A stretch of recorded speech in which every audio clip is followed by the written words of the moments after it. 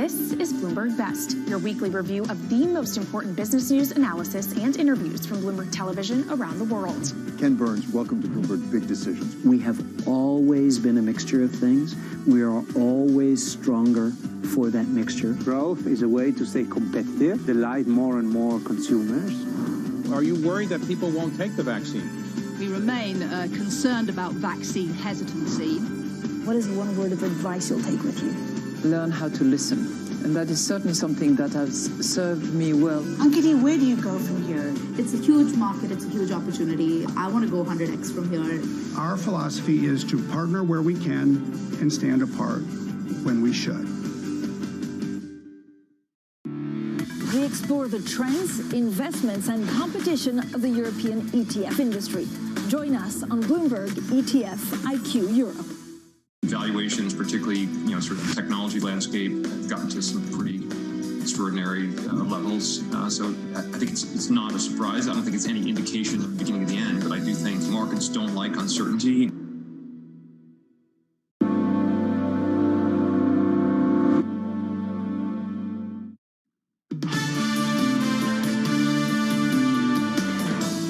Bloomberg Surveillance. Good morning, everyone. Francine Lacquide, an extraordinary London, the Prime Minister, to speak at a press conference here in a good number of hours. And, of course, in America, all looking to Georgia. One of the things we try to do is to speak to people that get it wrong, to figure out why they got it wrong and what they're going to do about it. This has been a raging debate, and Surveillance has always said it's important to speak to people who get it wrong. It's also important to people that get it right. Russ Kosterich, to use a Red Sox phrase, hit the ball over the wall, over the turnpike, and over the cask and flagon yesterday. All you need to know is a number on the lower right of the screen, 778 basis points, is a miracle. It's like he's running a hedge fund, and he's one of the biggest winners, and we look for him on billions sometime this year. Russ, how did you outperform last year by 7 full percentage points? Well, Tom, first of all, thank you very much, and good Happy New Year. So, look, we had a wonderful year last year. We're very excited about it. I think we got a couple of things right. We did get long risk in the spring. We were confident that combination of stimulus, both monetary and fiscal, was going to put a floor under the market, and that it did indeed happen. And the other thing, which I think was key, is we had a great team of analysts who kept us on the right side because last year was a year about stock picking. And the first part of that rally was all driven by growth stocks and technology. And as we got into the fall, that shifted to value and cyclicals. And credit to our team of analysts who were on the right side of those trades. I know you're 40% in Apple and 40% in, whatever other tech company as well. But what's the now what here? The great call Francine and I see every day is, do I do a relative tech play forward, or I just simply exit technology and look at these other areas that did so well Q4? What do you do? We're gonna split the difference here. Right now, I think the best phrase on the equity side of the book is we're barbelling, which means we are keeping exposure to some of the names that we think of as cyclical tailwind. They're not all the FANGs. They include other parts of tech like semiconductors and payments, but then we're also leaning more into the cyclical trade. That doesn't mean deep value. It doesn't mean you ignore quality, but looking at places, whether it's home builders, some of the manufacturing, specialty chemicals, that will get the biggest tailwind if the economy continues to improve in 2021. How much, Russ, does the economy need to improve for inflation to start being a problem for central banks? I think quite a bit is the short answer, Francine, for a couple of reasons. The first of which is, look, it's very likely that inflation will accelerate as the year goes on. We've already seen a fairly significant pickup in inflation expectations. That happening, I think there are two things that push in the opposite direction. One of which is that all of the disinflationary factors that kept inflation low the last few decades, I'm talking about demographics, technology, changes in the way people shop, they haven't gone away. If anything, some of those have accelerated. The second change, which is a new development, is this evolution in the reaction function of central banks. We've gotten a very clear message, particularly from the Fed, that they want to see full employment. They want to see the economy recover, and they're going to allow inflation to overshoot a bit on the upside, which means that it's very unlikely we're going to see the Fed slam on the brakes anytime in the next few years. Russ, when you look at break-evens, I mean, there's an expectations for, from certain market participants that inflation, okay, it's over the next decade, but, will go up. Are you in the camp that we could be surprised by inflation this year or certainly in 2022? I think we could see inflation surprise a bit to the upside. I don't think inflation's completely dead, but again, we have to talk about the order of magnitude. Do I think we're going back to 70s style inflation? Absolutely not. Do I think that it's going to accelerate fast enough to cause the Fed to seriously reevaluate in 2021? Probably not, because again, the Fed has told us they'd like to see a bit of an increase in inflation. And then finally, while I do think the economy is recovering and will continue to recover, it is important to remember that we've seen a lot of demand destruction. The unemployment rate was 3.5% back in February. It's under 7 now, which is tremendous progress, but still a long way from full employment. Russ, I look at your work, your action at BlackRock. I look at Ben Laidler at Tower Hudson, Tony Dwyer at Canaccord Genuity, Argina Martin Adams, and it's about courage to be in the market. The absolute stunning decade failed call is it's a single-digit world. When do we get to a single-digit world, Russ? You've proved it doesn't exist. It's a great question. And, again, I talking about being wrong at various points last decade, I talked about single-digit returns. I think a lot of what is going on, actually, there are a few things, but two that are underappreciated. One has been the resilience, the strength of the corporate sector, particularly in the U.S. We've seen this unbelievable ability of companies that are platform companies to have tremendous operating leverage. And they have churned out, remarkable earnings and cash flow, even when the economy has not been strong. The second, which we know, is that, again, equity returns and valuations look very different in a world in which the policy rate is pegged at 0 than they did back in 2000 when the policy rate was around 6%. But you've nailed the key thing for me is that corporations adapted and adjusted across 10 years to the cards they were dealt. How do they adapt to the cards dealt in 2021? Oh, I think they continue to evolve in this direction, which is, again, why I would not abandon technology, because you're seeing this tremendous evolution in real time. And, again, we all know the stories. The rise in internet commerce, the rise in streaming, in gaming, trends that would have maybe taken 5 years under normal conditions have happened in 9 months.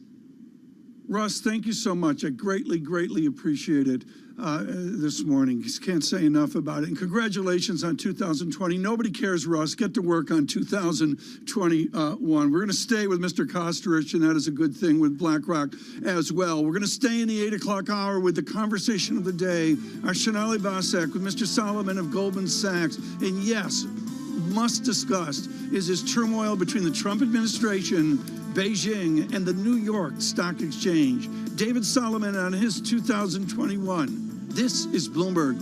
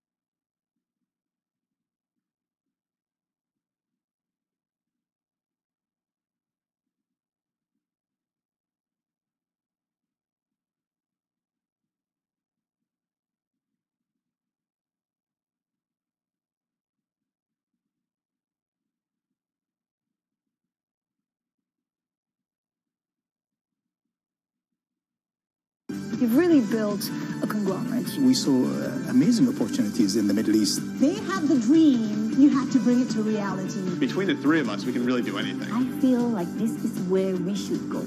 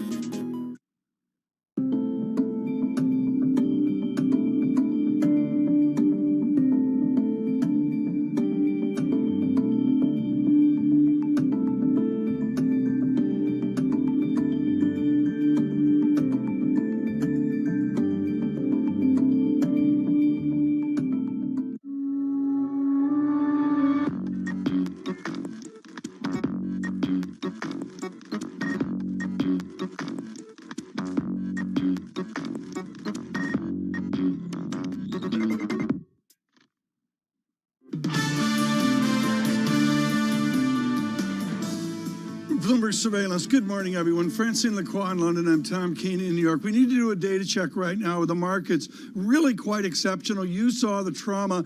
Yesterday, we rebound the VIX 29-ish. Back down to 26.74 with futures up 10, Dow futures up 71. Foreign exchange yesterday on the move, and the adjustment today is without question in inflation expectations. You express that in gold, 1953 an ounce, up $7 as well. The 10-year yield, negative 1.10%. Francine, I'd note the dollar churning this morning. Yeah, so the dollar is falling a little bit with treasuries. It's very clear that in Europe, stocks are fluctuating after the UK, Tom, imposes third national lockdown to prevent hospitals being overwhelmed. But of course, all eyes on the Georgia runoff with fiscal stimulus in place. We'll have plenty more on market reaction coming up on Bloomberg Markets. Daniel Tarullo, former member of the Federal Reserve Board of Governors. He'll have a thing or two to say about break-evens and inflation. That's at 10:30 a.m. in New York, 3:30 p.m. in London. And this is Bloomberg.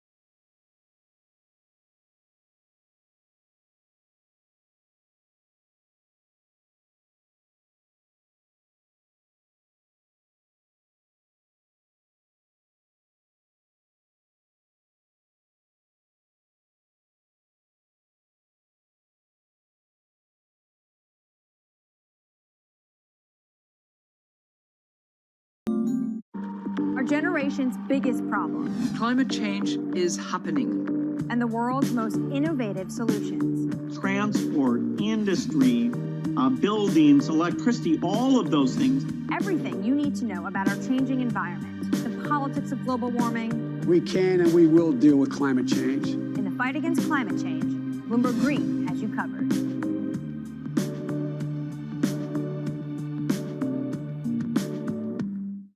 Mercedes-Benz is on a path towards CO2 neutral mobility. So we have flicked the switch there, and really we're going to step by step electrify everything. And what does that mean? Combustion engines get electrified. This is a market that over the past few weeks has made it clear it wants to go higher. It got a little spooked by the idea that geopolitical tensions are rising.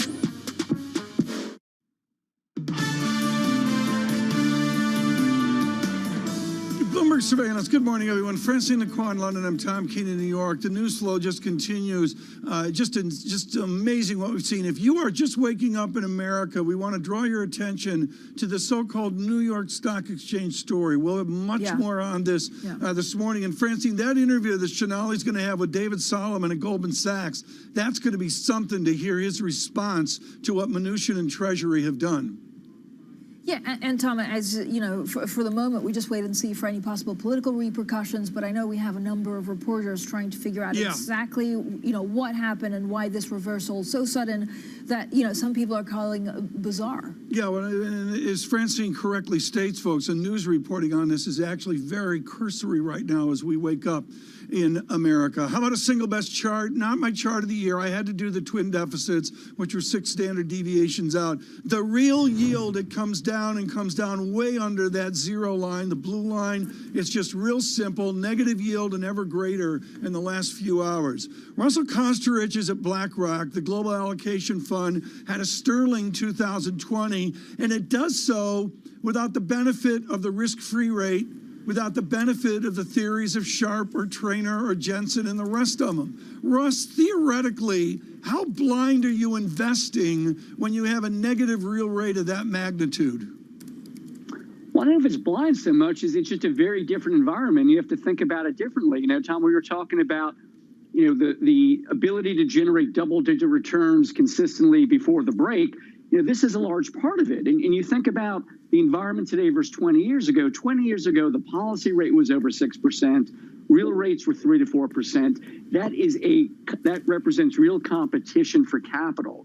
In an environment where the policy rate is pegged at zero, likely to remain there for many years, and real rates are very negative, that pushes everybody out on the risk curve, whether you're talking about credit or equities or private equities, and that has had a large part of what's driven asset returns. I mean, you're driving asset returns. We talked about your idea of a barbell strategy here of staying in tech and that.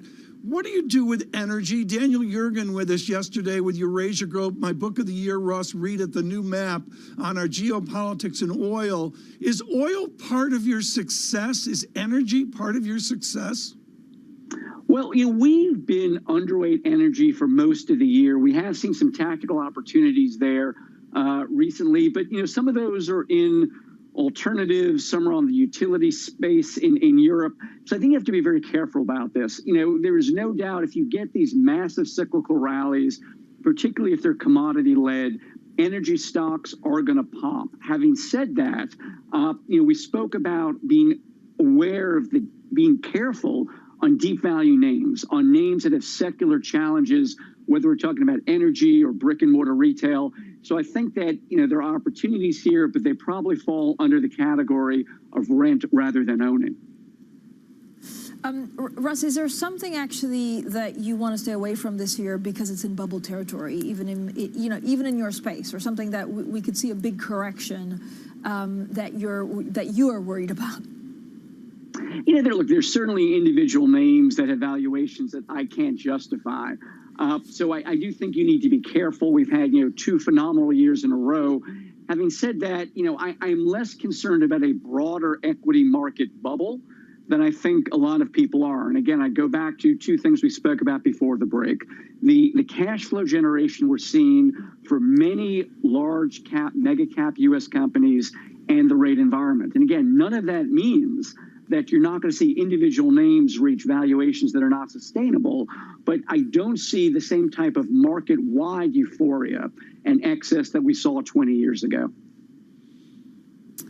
Russ, I mean, when you look at China, and I know we spoke at the margins about this NYSE story, but does that impact, yields on certain industry? Does it actually impact some of the things that you want to be invested in? I think it does. I think there are a number of places here, both opportunities and challenges. The challenge is we know that the relationship with the U.S. and arguably the West, if you could call it that, with China is likely to change. It already has. And we are probably entering a period what could be described as strategic competition. And there will be some decoupling in terms of economics in supply chains. We don't think it's a full decoupling, but you do have to watch, particularly in technology, where there will be some separation. Having said that, I don't think that means that you abandon China. There are opportunities there. And one of the things that's worth highlighting, a lot of our allocation comes from bottom-up analysis. We've got a heavy focus on quality. And by quality, I mean companies that have higher than average profitability and the ability to generate those earnings consistently. Outside of the United States, the place we're finding more high-quality companies right now than anywhere in the world is China. So it is a tricky balancing act because I don't think you want to exclude China from your portfolio. At the same time, we all have to recognize that the relationship, particularly in tech, between the U.S. and China is changing very rapidly. Russ, thank you so much, as always. Russ Kostridge, there, BlackRock Global Allocation Fund Portfolio Manager, joining us this morning. Now let's get straight to the Bloomberg First Word News in New York City. Here's Ritika Gupta. Hi, Ritika. Thank you, Francine. It's election day in Georgia. Both Donald Trump and Joe Biden held last-minute campaign rallies on the eve of a vote that will determine which party controls the Senate. The Republicans need to win just one of the two seats up for grabs to maintain their majority. The Democrats need to win both seats. In New York, Governor Andrew Cuomo is warning hospitals to speed up the vaccination process. More than half the shots received by hospitals across the state haven't been used yet. Cuomo says that hospitals should be fined up to $100,000 and risk not getting more vaccines if they don't administer shots within a week of getting them.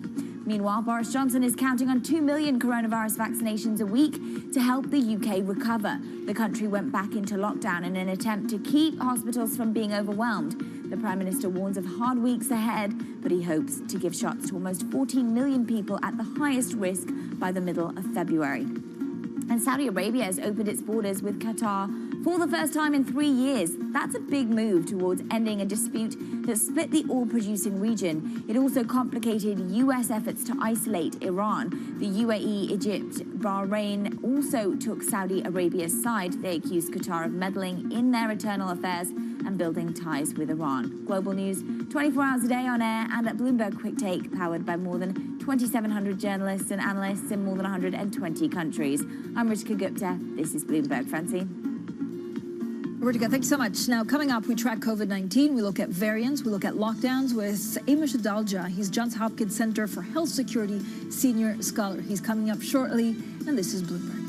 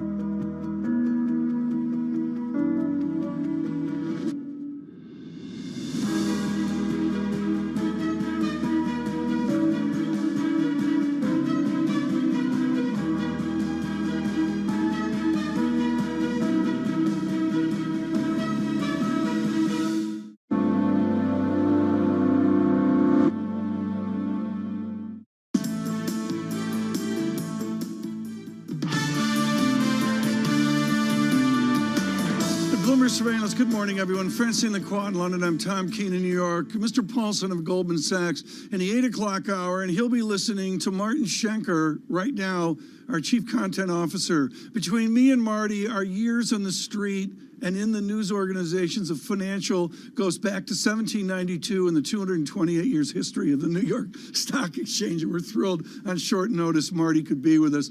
Marty, this is absolutely extraordinary what we see. An executive order of November 12th, and then the complete single word, single sentence response of Treasury last night, NO period. What is the relationship of Secretary Mnuchin to this president and his anti-China staff? Well, he has been the moderating influence on Donald Trump. I mean, you have Peter Navarro and other hardliners promoting the notion of isolating China as much as possible. Steve Mnuchin has taken a more moderate approach, recognizing the influence China has on financial markets.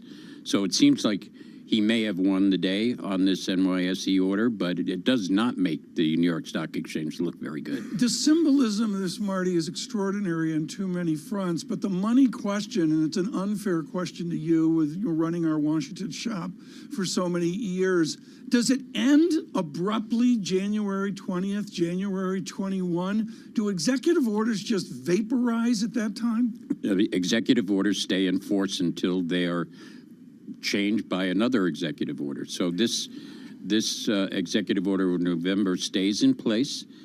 Joe Biden and his Treasury Secretary Janet Yellen can orchestrate a change or issue a different executive order, and their whole China policy is going to be re-examined come January 20th. So it's not going to be soon, but it will eventually happen. Marty, good morning from London. What kind of, do we have an idea right now what the China policy will look like? So it'll be re-examined, but given what President Trump has done so far, will it take a longer time for the Biden administration to really navigate this? I think it is the China policy that Donald Trump has developed has sort of limited Joe Biden and his administration's ability to deassemble it, since it's so interrelated between tariffs and sanctions and executive orders involving the technology transfers. It's going to take a long time for them to figure out exactly what kind of China policy they want to pursue. There are some hardline tactics that Donald Trump has adopted that I think will sit well with certain members of the Biden camp. But, Marty, is it about rhetoric? So if, as Joe Biden tries to bring, I guess, the Americans together, does he still need to talk very tough on China just to make people that, voted for Trump feel like he's their president as well? I think that his natural inclination and Joe Biden's history is that of being relatively skeptical about China and being concerned about their rising power in the world. So I don't think it would be that much of a change for him to kind of adopt a stern rhetoric regarding China while still allowing for some flexibility for the basic economic benefits that may accrue to the U.S.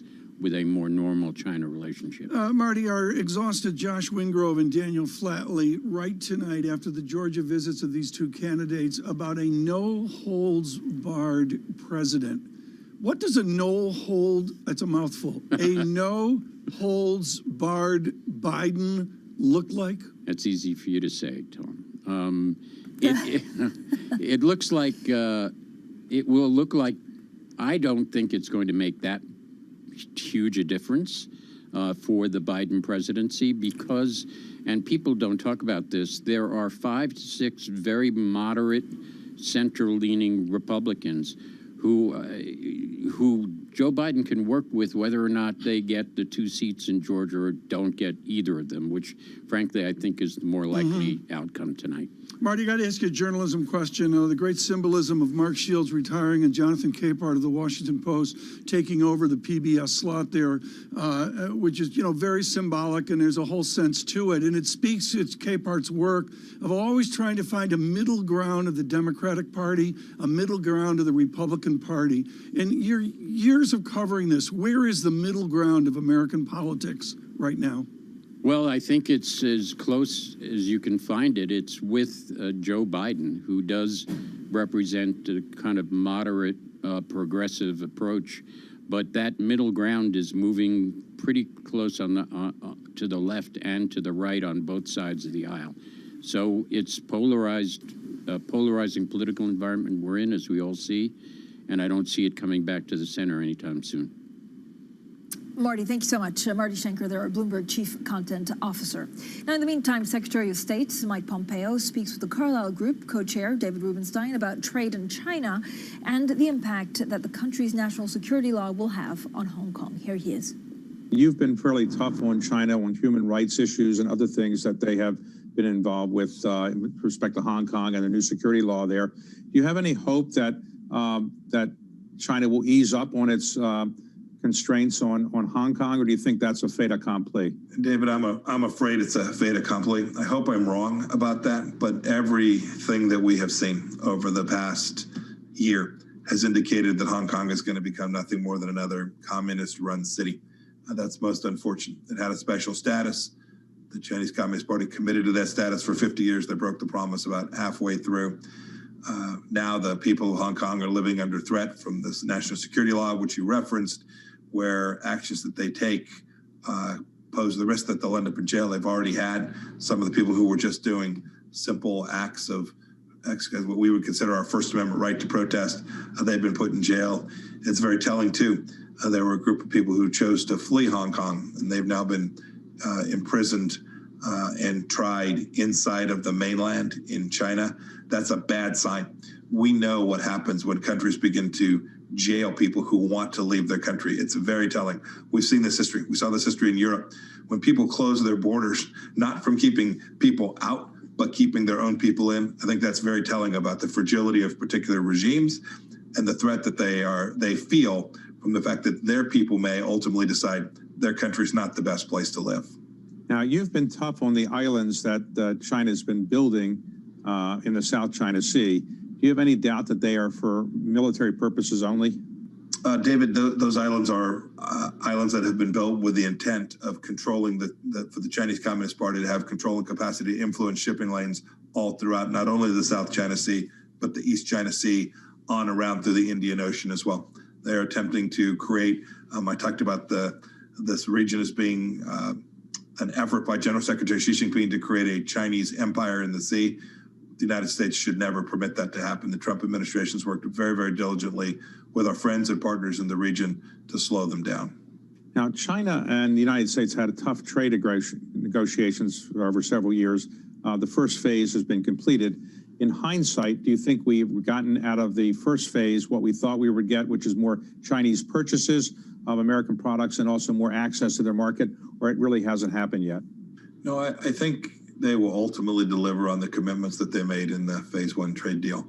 Some of it was slowed a little bit by the fact that the global economy slowed down tremendously, but they have said all along they would, and we've seen indications that they intend to comply with those. The regret is that the big issues, the hard issues in the trade relationship between the United States and China have not been resolved. The issues about intellectual property theft, the intellectual about fairness and reciprocity, and the fundamental investment rules for a broad range of industries, the protection of assets and property that is American-owned property inside of China, those things that are central to making sure that we have a fair and balanced trade relationship with China, the Chinese Communist Party ultimately walked away from. That work remains to be done. Well, that was David Rubenstein, Carlyle Group co-chair and co-founder, speaking with the U.S. Secretary of State Mike Pompeo. And you can watch more from that interview in an upcoming episode of the David Rubenstein Show, peer-to-peer conversation only on Bloomberg TV. Coming up next, we talk and track COVID-19. This is Bloomberg.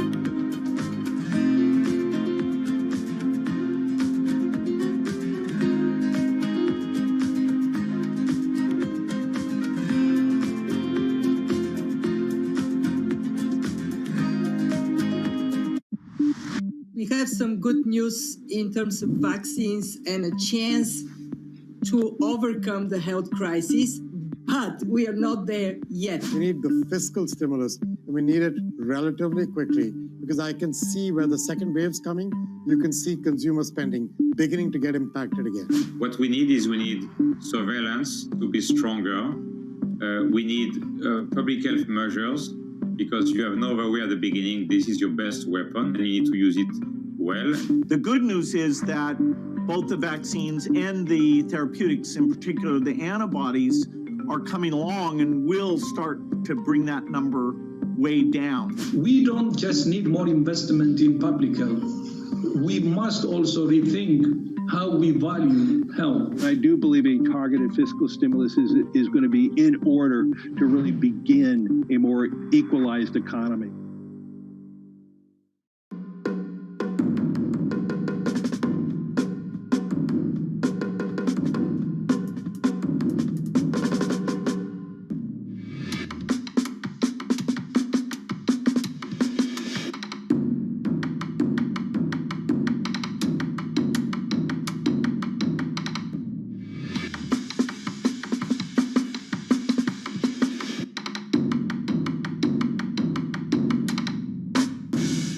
Give you a sense of the real-time action, the 10-year yield tumbling now 11 basis points, so continuing in this knee-jerk risk-off feel.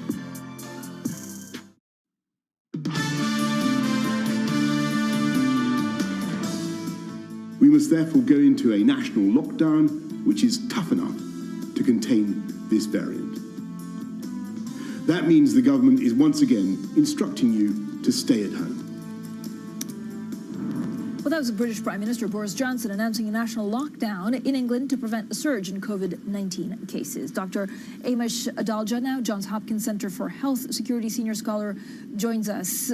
Dr. Adalja, thank you for joining us. I have a million questions on variants and exactly what we know about the UK variant, which is simply because the UK actually does a genome sequence. How much more transmissible is it? It looks like it may be maybe 20 to 50% more transmissible. And it's hard to actually get a specific number, because what they're doing is taking modeling, looking at the mutations and how this is behaving in the lab, and then kind of integrating that with the increase in spread they've seen in England, and then coming up with a number. So that number isn't ironclad. I wouldn't say that it's something that we would say is intrinsic to this virus. There's a lot more that needs to be done. It's clear, though, that multiple lines of evidence are pointing to this variant being more efficient at transmitting from person to person. Exactly how much, I think it doesn't really matter if it's 20% or 30%. The fact is, it just means that we have to do what the common sense recommendations that we've been talking about from the very beginning of this pandemic better, because there's less room for error with this variant of the virus. But Dr. Adalja, how difficult is it to actually start an immunization campaign, a vaccination campaign, when the virus has spread so much? Could this actually create a layer of mutation? How do we need to get the R number significantly down before we really go ahead and vaccinate enough people? Well, I would argue that the fact that we have a new variant that may be more transmissible argues that we should be able to get vaccine going even faster, because we have to outpace the spread of this virus. And one way we know that will work is vaccinating the population and getting closer to that herd immunity threshold, so the virus can't find new people to infect. So I do think that places like the UK need to significantly accelerate vaccination, even if this virus is out there, because we know that social distancing, wearing masks, wearing face coverings, washing your hands is going to stop this variant. So that shouldn't be any obstacle to setting up the vaccination program to get as many shots into people's arms as quickly as possible. And we've seen that with the UK kind of delaying the second dose and coming up with other schemes in order to try and get as many people as vaccinated as quick as possible. But that's the solution to this, is getting shots in arms of people. Is delaying the second dose a good idea? It's something that's being debated all over the world right now, and it's something that is a serious consideration. But the counterpoint is that all of the data in the clinical trials showed the most efficacy when we give that second dose at 3 weeks, 4 weeks. There is some evidence that I've heard that the AstraZeneca vaccine, that the longer you delay, the better the efficacy is. I haven't seen that data published, but it's been something that's been given to the UK regulatory body, and we're hearing a little bit about it. If you can do it in a safe manner and you don't compromise the efficacy, I do think it's something you have to think about. In the United States, we don't have the AstraZeneca vaccine, and the 2 mRNA vaccines we're using, I think people are going to try and stick to the 3-week and 4-week interval for them. But in a crisis, I think you have to think about these things and look and see if the data can guide that decision. And it may be the case that with the AstraZeneca vaccine, they're on more solid ground delaying that second dose. What do we know about the South African variant and whether vaccines are still effective in combating that? The South African variant is similar to the UK variant that has a whole host of mutations. It seems to be linked to an increase in transmission in South Africa and correlated with the surge in cases that they're having. There have been some studies looking at its efficacy against vaccines, and most people believe that the vaccines we have are going to have the ability to block this strain. Obviously, we need to do tests to see exactly what's going on there, but it's important to remember that it's very hard for a virus to just automatically kind of become resistant to a vaccine, because vaccines don't just give you one type of antibody. They give you a whole host of antibodies, as well as induce T-cell immunity, which usually will keep them from being able to evade a vaccine very, very easily. I think we still need to do the studies, but I think it's too early to say that this is something that the vaccines are not going to work against.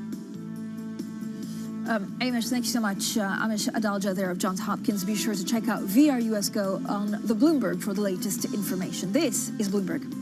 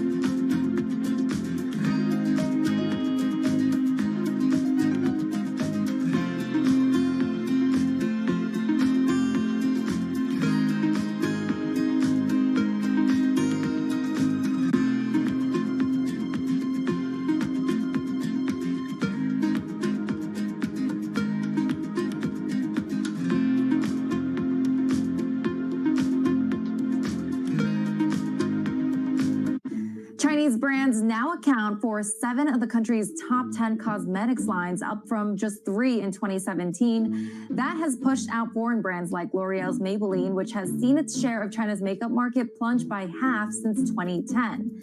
For more, we're joined by Bloomberg editor Bruce Einhorn. Bruce, why the drop?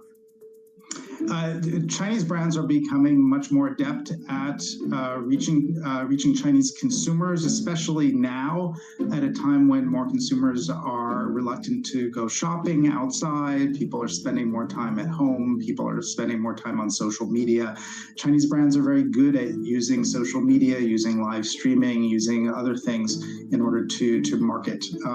Chinese brands also tend to be less expensive. And so at a time when the economy is struggling a bit, there's a lot of uncertainty, people are more budget conscious, Chinese brands have a bit more of an advantage.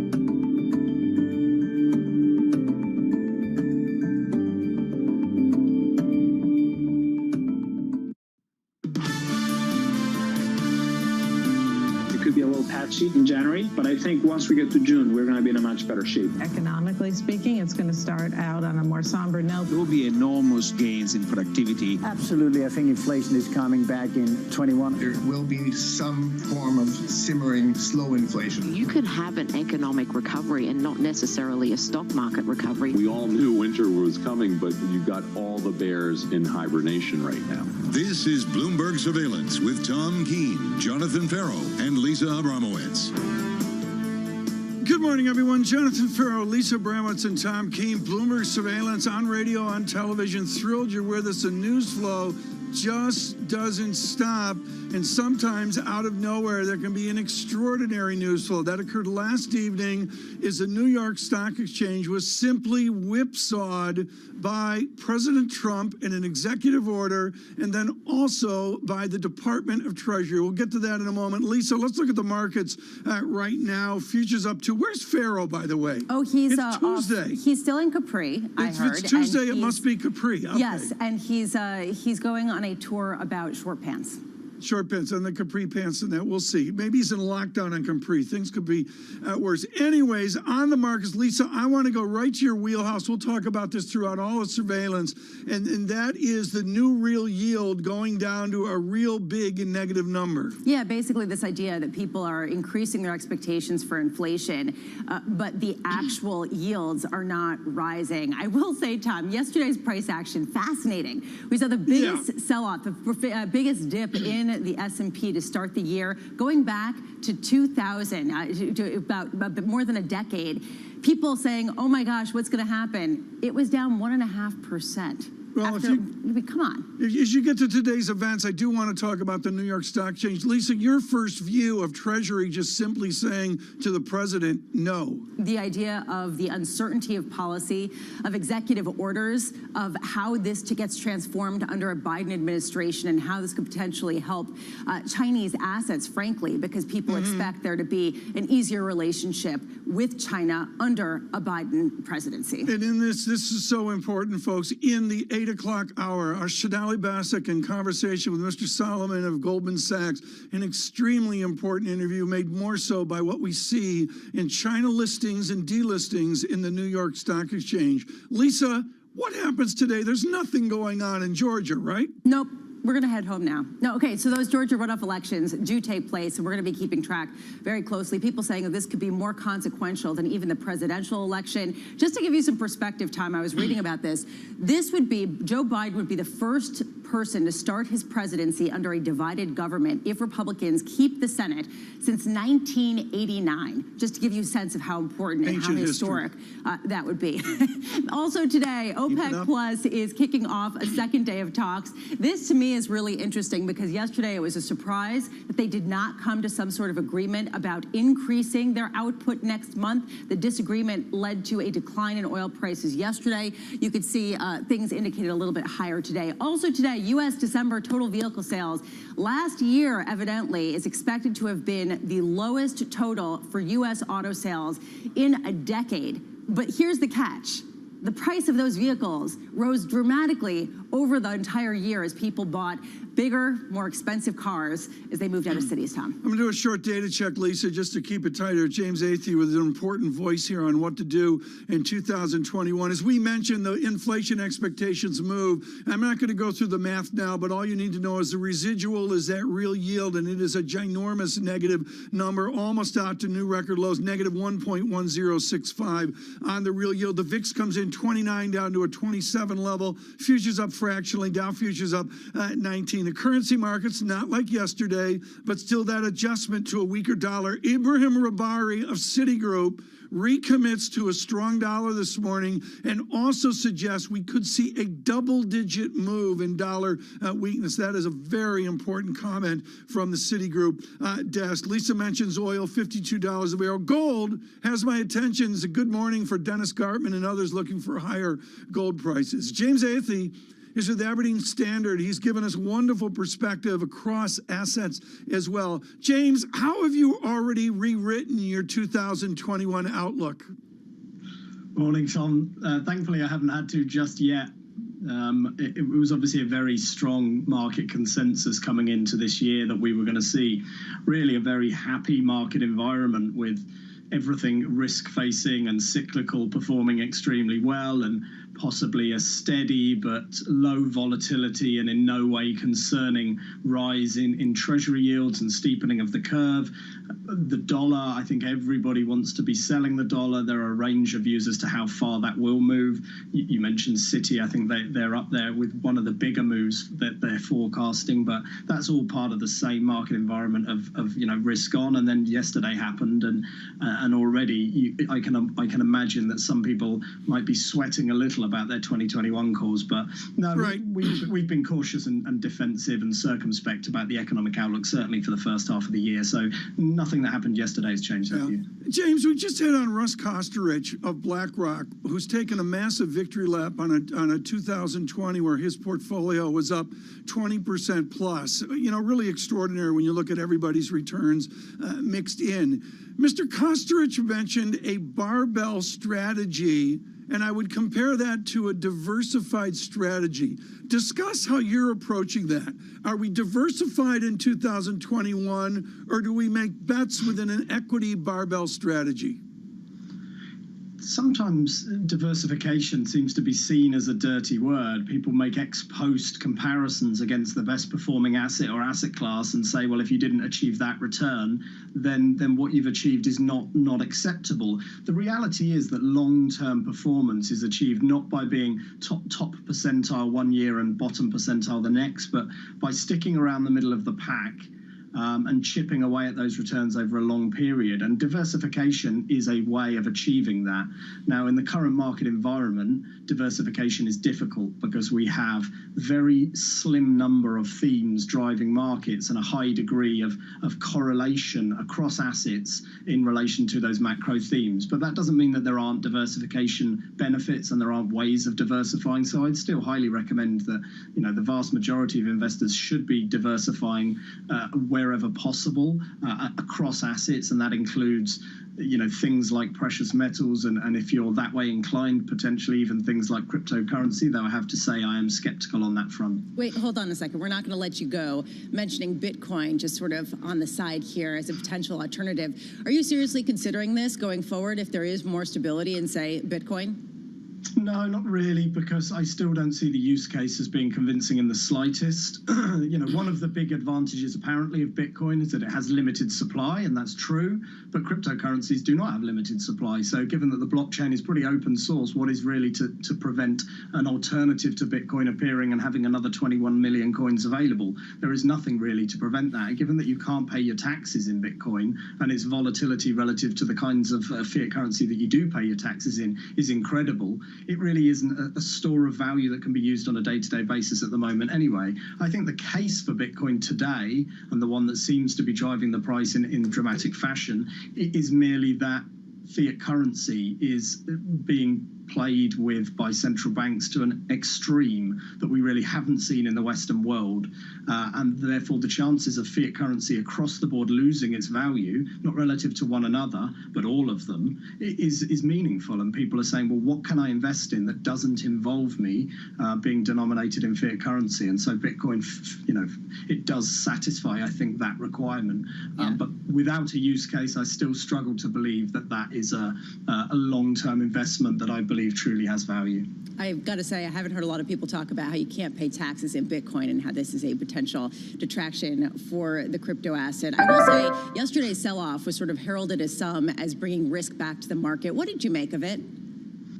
Yeah, it was a funny one, really, wasn't it? I mean, there are a number of, again, ex-post rationalizations as to why. I guess on a daily basis, obviously, we have no idea, excuse me, we have no idea really what drives markets, but I would just look at the preponderance of things which are going on, macro, political, technical in financial markets and in equity markets in particular, and say that we were really at some extremes in terms of what was implicitly being discounted or priced or expected by markets. They really were managing to see the best in everything, and that includes some well-known tech companies which have got astronomical valuations, but some not very well-known tech companies which have got astronomical valuations as well. And so the combination of these things, I think, meant that we had a market which was particularly fragile, and I still think it is particularly fragile. I don't think it's going to take much in terms of disappointment to see some further froth coming out of equities. James, the gloom crew is out in force. You're not part of that crew. Can you see a bear market coming? I mean, fundamentally, all the conditions really have been there for a bear market for quite some time, because in spite of what we've seen, equities have managed to, maintain a complete disconnect from the real world. And all that people are doing is trying to ex post justify that by saying, well, the equity market has never been the real economy. But that's not really true. Over long periods of time, there is absolutely a link between economic activity and company revenues. There has to be. That's inevitable. So it's not a question of the conditions being there today necessarily, because that's looking for triggers, and we've always said that triggers are difficult to identify until you see them in the rearview mirror. For me, it's about identifying where there are risks and fragilities, and I think there are so many of those that we don't have long enough to cover them all, really. James Athey, thank you so much. Just love it. Aberdeen Standard Investment Senior Investment Manager as well. Lisa, I look at where we are, and of course I asked that question, Lisa, for you. Oh, I know you did. To ask it as well. But the gloom crew with Russ Kosterich up 22% last year, and others, Ackman up a huge year, and there's others. I mean, Lisa, the gloom crew has to be numb right now. Well, they've gotten slammed out of their positions, right? I mean, this has been sort of the story of 2020. How long can you afford to remain short a market that doesn't perhaps make sense, but keeps going up? And it does make sense when you take a look at the liquidity. I will say, adding potentially to the gloom crew, or the gloomier crew, is Howard Marks of Oaktree. In a Financial Times story, he was talking about how the amount of debt that companies have borrowed is going to become a problem at some point for some, even as they become profitable. And that's a serious issue. Robert Schiffman following up with Bloomberg Intelligence on that in a report this morning. The negative yield, negative 1.11. David Solomon, our financial interview of the day. I will not mince words. In this hour, Peter Hotez of the Baylor College of Medicine, without question, our pandemic interview of the day. Dr. Hotez coming up shortly. This is Bloomberg on radio, on television. With the First Word News, I'm Ritika Gupta. Joe Biden and Donald Trump campaigned in Georgia the day before a crucial election will determine who controls the Senate. All Republicans have to do is win one of the two seats and they'll maintain their majority. Biden told voters in Atlanta that, quote, the power is literally in your hands. President Trump revisited his claims that vote fraud robbed him of the election. President Trump's no-holds-barred attempt to overturn the election results is fracturing the Republican Party. His allies in the party are sparring with conservatives in Congress who say the Constitution doesn't give them the power to overturn the vote.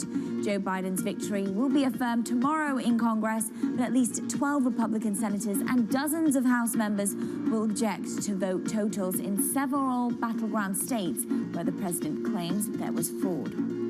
And oil prices steadied after dropping the most in almost 2 weeks. OPEC and its allies unexpectedly suspended their talks due to a disagreement whether to raise output in February. A majority of members opposed Russia's proposal for another supply hike. Discussions will resume today. And the New York Stock Exchange has made what one analyst calls a bizarre U-turn. The exchange says it will no longer delist China's 3 biggest state-owned telecom companies. It's backing off a plan that had threatened to escalate tensions between the U.S. and China. NYSE originally said it would remove the shares to comply with a U.S. order barring investments in businesses owned or controlled by the Chinese military. Global news 24 hours a day on air and on Bloomberg Quick Take, powered by more than 2,700 journalists and analysts in more than 120 countries. I'm Ritika Gupta. This is Bloomberg.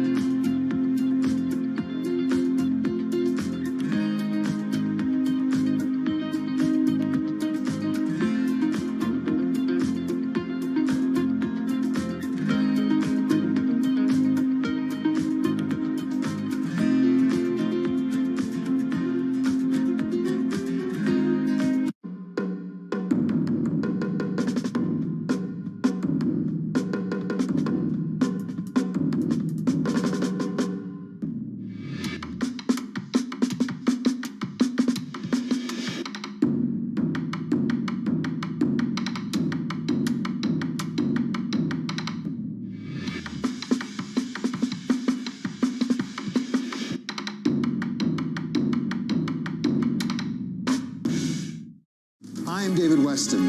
Bloomberg Television is reinventing one of the most iconic brands in financial television for a new audience. Join me to see the news program for the clever investor. This is Bloomberg Wall Street Week.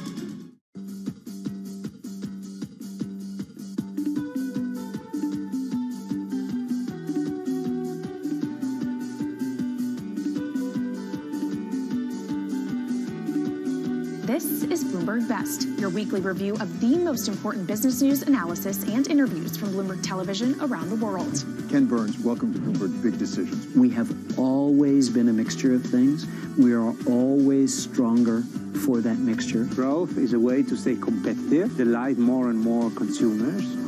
Are you worried that people won't take the vaccine? We remain concerned about vaccine hesitancy. What is one word of advice you'll take with you? Learn how to listen. And that is certainly something that has served me well. Ankiti, where do you go from here? It's a huge market. It's a huge opportunity. I want to go 100x from here. Our philosophy is to partner where we can and stand apart when we should.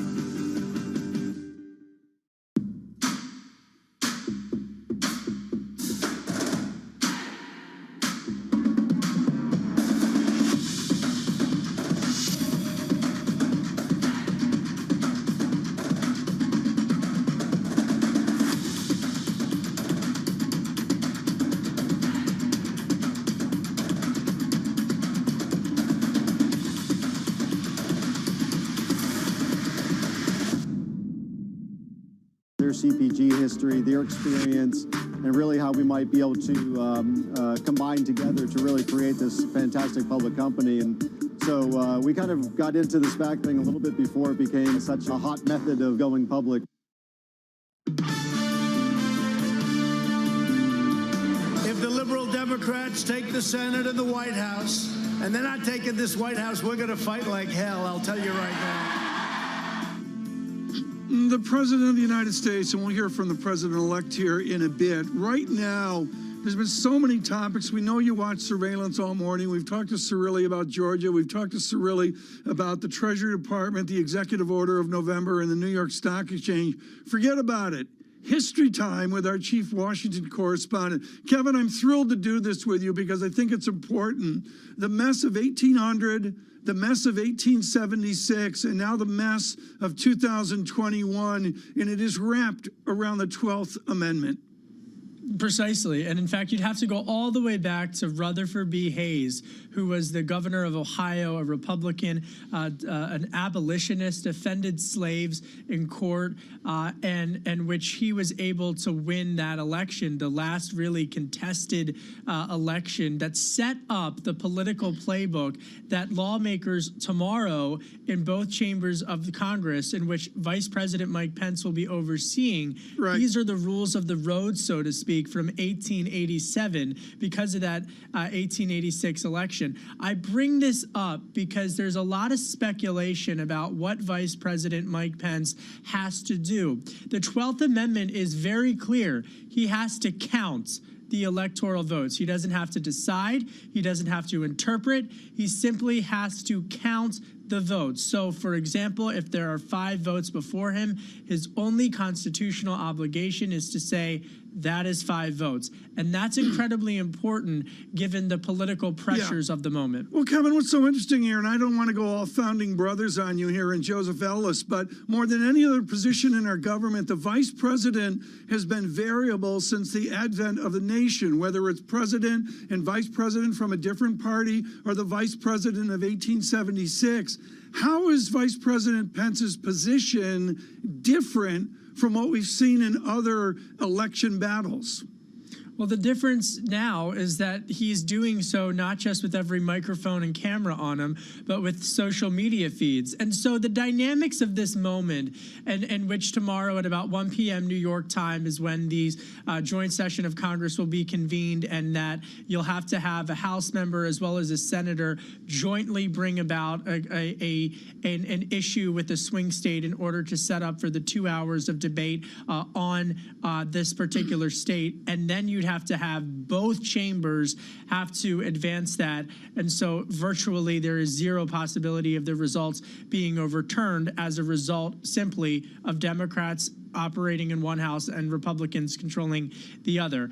But for Vice President Pence, there's 2024 rumblings. So you've got his greatest political asset in the 2024 primary is his allegiance with President Trump from a base perspective. And as a result of that, you've got senators right now who are pushing this photo finish for the vice president in which he is the one that is certifying the election results, when quite honestly, the Constitution is very specific about what precisely his role is. Kevin, given the fact that we're talking about this in historical terms, what has been the impact and what will be the impact on the Republican Party going forward if some of the incumbents are using this and using their support of Trump as part of their re-election bid, as part of their argument to voters? Well, look, I think Meghan McCain alluded to this on The View, and I'm going to bring that up, in which she said you had 70 million Americans who voted for President Trump. And so the idea that this was a blowout election is not rooted in fact. And so Republicans are aware of that. I would even go one step further, and I would note that Senate Majority Leader Mitch McConnell, in his proposal last week, did include a commission to be looked into for the electoral process. That is now a Republican policy proposal coming from the Senate Majority Leader. The president might not like the mechanism in which the leader proposed that, but it is still on the table. I bring that up because it will be openly debated every which way in the next 2 to 4 years, from Secretary Pompeo, should he choose to run for president, from the vice president, Senator Cruz, Josh Hawley, and the list goes on and on. Kevin Cirilli, a delicate question, and you're good at this. Is the vote tomorrow going to be affected by the pandemic?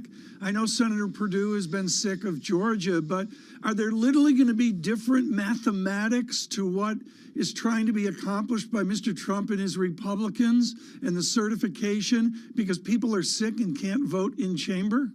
It's a very important question. I mean, we saw just on the Senate Banking Committee, just and as well as with regards to the Supreme Court of the United States pick, how that had played out with Judge Amy Coney Barrett, and how members of the judicial committees had contracted COVID-19. So it's a totally real question. In the House, they've been voting by proxy and being able to vote electronically, and so that to some extent might be able to mitigate some of the risk on that front. But in terms of the Senate, I mean, it's a very fair question, and I would just quickly add that they've actually set up an on-set testing site on the Capitol campus to help go forward with this, because not just for this vote, mind you, but in weeks past, they've been doing this to help mitigate some of the health risks, just like companies all over the world are having to grapple with how to bring back employees and whatnot in a safe and healthy way. From the people who you speak with, let's say the Democrats do take control of the Senate. Just how much of Joe Biden's agenda will actually get passed?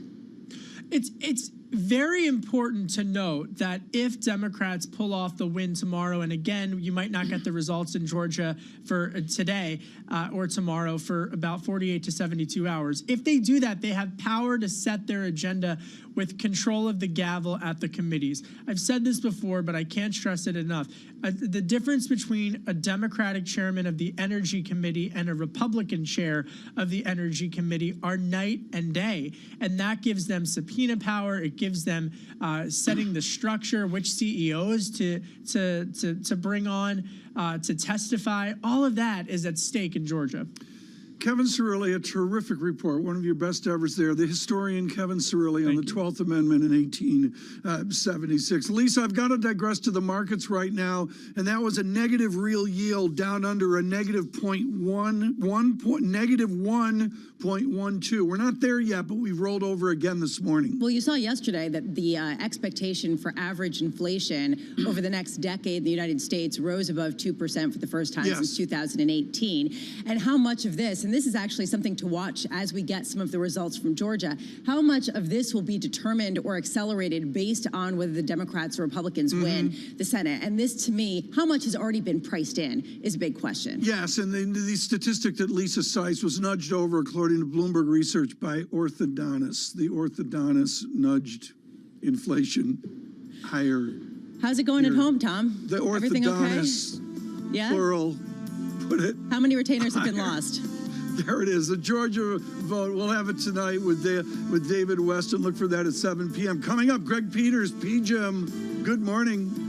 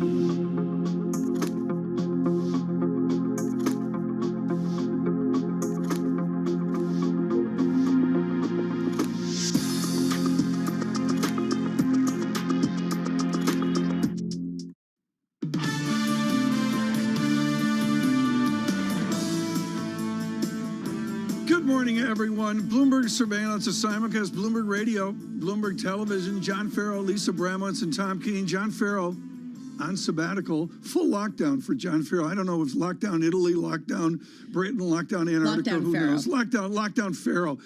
They were a great band. Anyways, futures -7. They deteriorate. The VIX up a stick, 28 off of the 29 worst we saw yesterday. We've been getting lots of different views here, including the equity success of double-digit returns. Again, Rabari of Citigroup talking about a weak dollar, double-digit kind of move. And then there's the quiescence of the bond market. And Lisa, our next guest, is probably pretty good at finding the double-digitness of bonds in 2021. Yeah, double-digitness of bonds yielding less than 1% if you look at the 10-year on treasuries, which really is a question. How much of a game changer is Georgia for debt markets? Some people seeing it as a potential turning point. Gregory Peters has been turning over his hourglass from 1833, trying to think and come up with a contrarian view. Gregory Peters of PGIM Fixed Income, head of multi-sector and strategy. How much of a game changer is this election? I don't think it's a major game changer. I mean, it matters on the margin. And what it really means is if you do have what I'm calling this blue sneak, you'll have more stimulus up front. And then, maybe there's more concern around taxes increasing and so on and so forth down the road.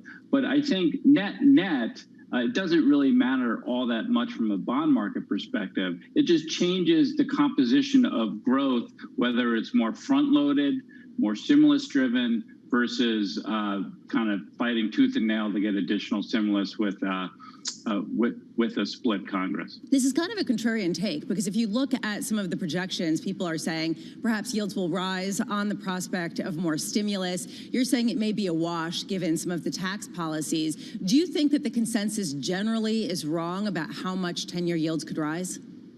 Yes, I do. I think that's been the kind of the consensus.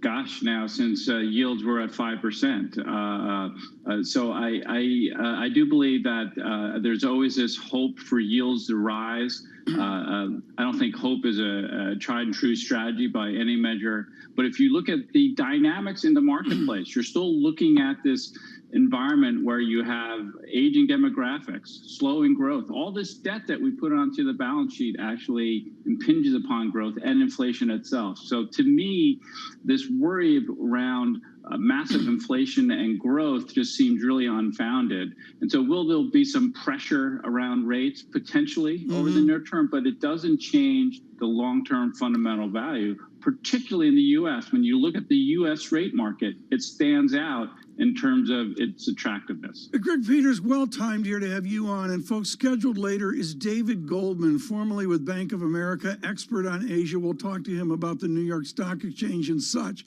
But Greg Peters, David Goldman, a lifetime ago, was absolutely brilliant on the unseen risks in the tranching of fixed income interest instruments. Tell us right now about the exposure to risk and surprises that we have across the different tranches of derivative instruments. Yeah, I think that was a worry that I definitely had pre-global financial crisis when what I saw this inverted pyramid where so much was driven by the kind of the equity tranches of the derivative market. That's not the case today. It's a very different fixed income marketplace. You don't have that same kind of embedded risk, hidden risk as you called it, Tom. So that is not a worry that I have on 2021 relative to 2006 and 2007. So it's a very different market. Yeah. It's a cleaner market. It's a much more regulated market. To me, the bigger risk in fixed income is just the trading liquidity and the gaps in liquidity that we've seen in tough periods, whether it be in U.S. Treasuries or corporate bonds. So I think that's the bigger risk, not this derivative risk. In fact, derivatives have actually proved to be a more liquid and better instruments from a portfolio management standpoint. Lisa, that's an incredible insight to shift from the time of David Goldman and derivative risk over to what Mr. Peters says now, that the tranche nature is just not the risk that's out there, that it's the liquidity you talk about every day with Farrow. I don't care, but you do. Just because we don't have CDOs squared and a whole host of synthetic instruments that are magnifying the risk, though, Greg, doesn't mean that you have no risk. And there is a question of when the fundamentals will catch up with the incredible optimism that you say is not a strategy, but certainly is baked into certain valuations. And I was really struck by what Howard Marks had to say in a Financial Times story of Oaktree, where he said capital markets have raced far ahead of the economic fundamentals, and that at some point, even when companies return to profitability, they may very well struggle to make their debt servicing costs just because they have so much debt, and frankly, that's going to slow growth in the future. How concerned are you that that is not accurately priced into certain credit valuations? I think that's a concern, but the truth of the matter is when you're looking at this environment with extremely low yields, negative real yields, you're putting a lot of money into the system whether you like it or not. And so surely money is chasing bad companies and bad credits. That is happening. That always happens. But I think en masse, when it's not completely overstretched. So to me, that is a worry. That's always a worry. But when you have so much debt on the balance sheet at this low cost of interest, what you also build in is a tremendous amount of operating leverage. So if and when revenues do kick up, that provides a real kind of kicker to cash flows potentially, which I'm not sure is necessarily embedded in the marketplace either. So there's two sides to that story, but there is a lingering risk, of course, when you added so much debt. But I think the debt addition concern is not so much on the corporate side, where the issuance has really kind of allowed these corporations to repair their balance sheets by terming out debt at a lower cost. It's more around the sovereign, right? So we're talking about all the stimulus, not only in the U.S., but globally. That has clear implications for growth. That has clear implications for inflation. This is a really important point, especially because typically when you do have crises, they happen in instruments perceived as safe. Can you walk us through what you're looking at in terms of sovereign risk, how that plays out, and where in the world it's most acute? Well, so one of the lurking risks, Lisa, is that we actually don't know, right? So it's ultimately a confidence game, of course, right, with central banks and sovereign governments. But the concern, I think, for me, even though it's not even close to my base case, is this kind of taper tantrum 2.0, where you do get this increase in inflation that's unexpected. Surely I'm not expecting it. Yes, there'll be base effects to a higher level here over the near term, but it's temporary. But if you do have this taper tantrum, that does reintroduce a risk premium, if you would, to the sovereign market, which is something that we haven't seen in quite some time. So make no mistake, this is ultimately a confidence game between central banks and the sovereign governments themselves. And so it's tenuous. And we've fully embraced this modern monetary theory, which is basically untested. So that is the risk for sure. And Tom, did you see Raphael Bostic at the Atlanta Fed yesterday coming out and saying that if conditions continue as expected, the Fed could start to reduce some of its bond purchases? And people basically looked at that and said, when pigs fly, not going to happen. Well, I don't know about that. And see, folks, when pigs fly is a phrase from CFA level 4. Got that right. But Greg Peters, what's so important here is the glide paths that are assumed. And of course, officials like Mr. Bostic have to maintain control, maintain calm, and assume smoothness. You're in the trenches. Do you imply smooth glide paths as we unwind from what we've tapered? Well, I mean, it's a base case, but that does bring up the real issue in the marketplace is, will the Fed actually hold its nerve when you see inflation readings above 2%? Will all the rhetoric that's been laid out around this more flexible inflation policy, stand true? So I do think that's a risk in the marketplace. And so that could occur. So you have to be, I mean, just because I'm constructive on the market doesn't mean I'm completely unaware of the risks around me. But you ultimately kind of calibrate those risks relative to your base case and try to figure out if you're getting paid for it. And I still think you are, but the risks are definitely there. And ultimately, central banks who have been dominant players here have to be kind of the center of risk, because it all kind of goes back to what central bank policy is and the confidence in that central bank policy. Gregory Peters, wonderful. Thank you so much with PGIM Fixed Income. And of course, some of the turmoil here synthesizing in all that we have in politics, in the history of this country right now in this pandemic, and bringing it over to the litmus paper of the American financial system, which is the bond market. Lisa, this comes down to the great point of, do we study full faith and credit? Do we study investment grade and high yield, or are we forced to study both in 2021? Are we forced to study what central banks are going to do and how much cash they're going to throw into the system and ignore everything else? I mean, this is the idea. How much are you aware of risk and still are constructive on markets? Because how can they go down given the amount of cash being pumped into the system? Yeah. Well, yeah, that's right. But I'm going to go also back to the economics of the moment. It's a late jobs report for December, January 8th. I believe that's Friday, if Lisa and I are still around. Non-farm payrolls. See how it goes. I think that key statistic is 50,000. 50 is the Bloomberg survey.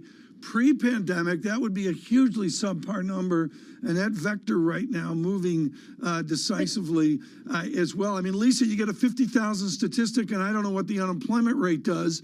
You know, all of a sudden, Biden, Trump, you're talking about another tranche of stimulus, and we haven't started the one we just voted on. But then people start to bid up the market. I mean, this is the incredible irony. That's bad. That means people are losing their jobs and are out of work, and yet people will view that in markets as a potential positive because of additional stimulus, which goes to being constructive, even if you see all the risks and all of the pain, Tom. I just wanted to get that gloom moment in there with Lisa Abramowitz. I hope we were successful. Did we nail radio. it? We nailed it. Radio and television worldwide. A dose of gloom on Bloomberg. We thank you so much. Coming up, my interview of the day on this horrific pandemic. Dr. Hotez of the Baylor College of Medicine. When will you get the vaccination? This is Bloomberg. Good morning. With the First Word News, I'm Ritika Gupta. It's election day in Georgia. Both Donald Trump and Joe Biden held last-minute campaign rallies on the eve of a vote that will determine which party controls the Senate. The Republicans need to win just one of the two seats up for grabs to maintain their majority. The Democrats need to win both seats. In New York, Governor Andrew Cuomo is warning hospitals to speed up the vaccination process. More than half the shots received by hospitals across the state haven't been used yet. Cuomo says that hospitals could be fined up to $100,000 and risk not getting more vaccines if they don't administer shots within a week of getting them. Meanwhile, Boris Johnson in the UK is counting on 2 million coronavirus vaccinations a week to help the UK recover. The country went back into lockdown in an attempt to keep hospitals from being overwhelmed, and the Prime Minister warns of hard weeks ahead, but he hopes to give shots to almost 14 million people at the highest risk by the middle of February. Iran is revealing details of its plan to produce a major stockpile of enriched uranium for its nuclear program. It's a plan that's led to rising tensions in the region. Iran started production yesterday in a pushback against U.S. sanctions. Iran says the uranium will be used for peaceful purposes, but regional opponents led by Israel say Iran wants to build nuclear weapons.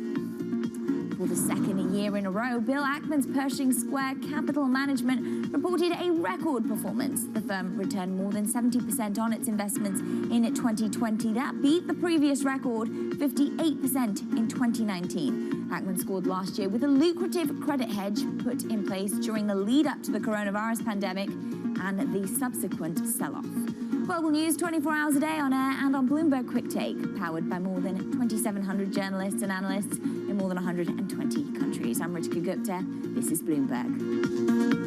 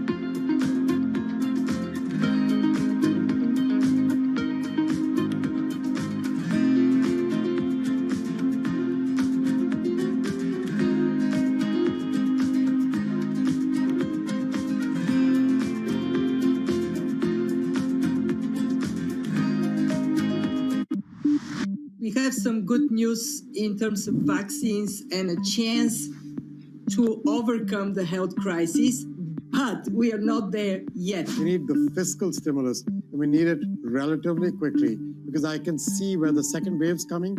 You can see consumer spending beginning to get impacted again. What we need surveillance to be stronger.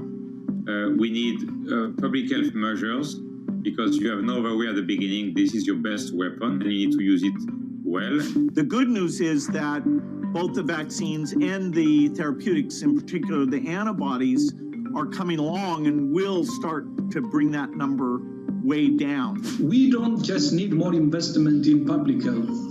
We must also rethink how we value health. I do believe a targeted fiscal stimulus is going to be in order to really begin a more equalized economy. Our generation's biggest problem. Climate change is happening. And the world's most innovative solutions. Transport, industry, buildings, electricity, all of those things. Everything you need to know about our changing environment, the politics of global warming. We can and we will deal with climate change. In the fight against climate change, Bloomberg Green has you covered.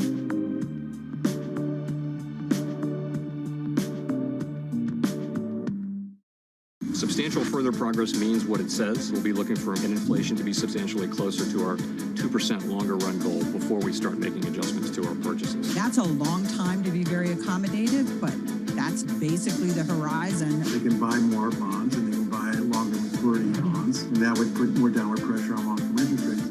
It's really a reminder, isn't it, just how sensitive the markets are to any commentary about trade. We did see some pressure on the yuan, we did see some pressure on the futures. That is now being reversed.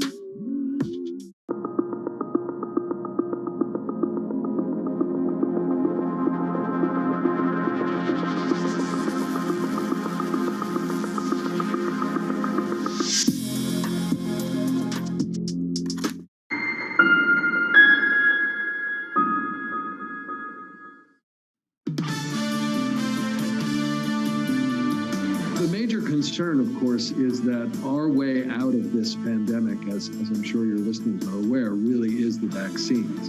And so the question is, is there any evidence yet that this variant won't be prevented by the vaccines in the same way that the other variants out there have been so far?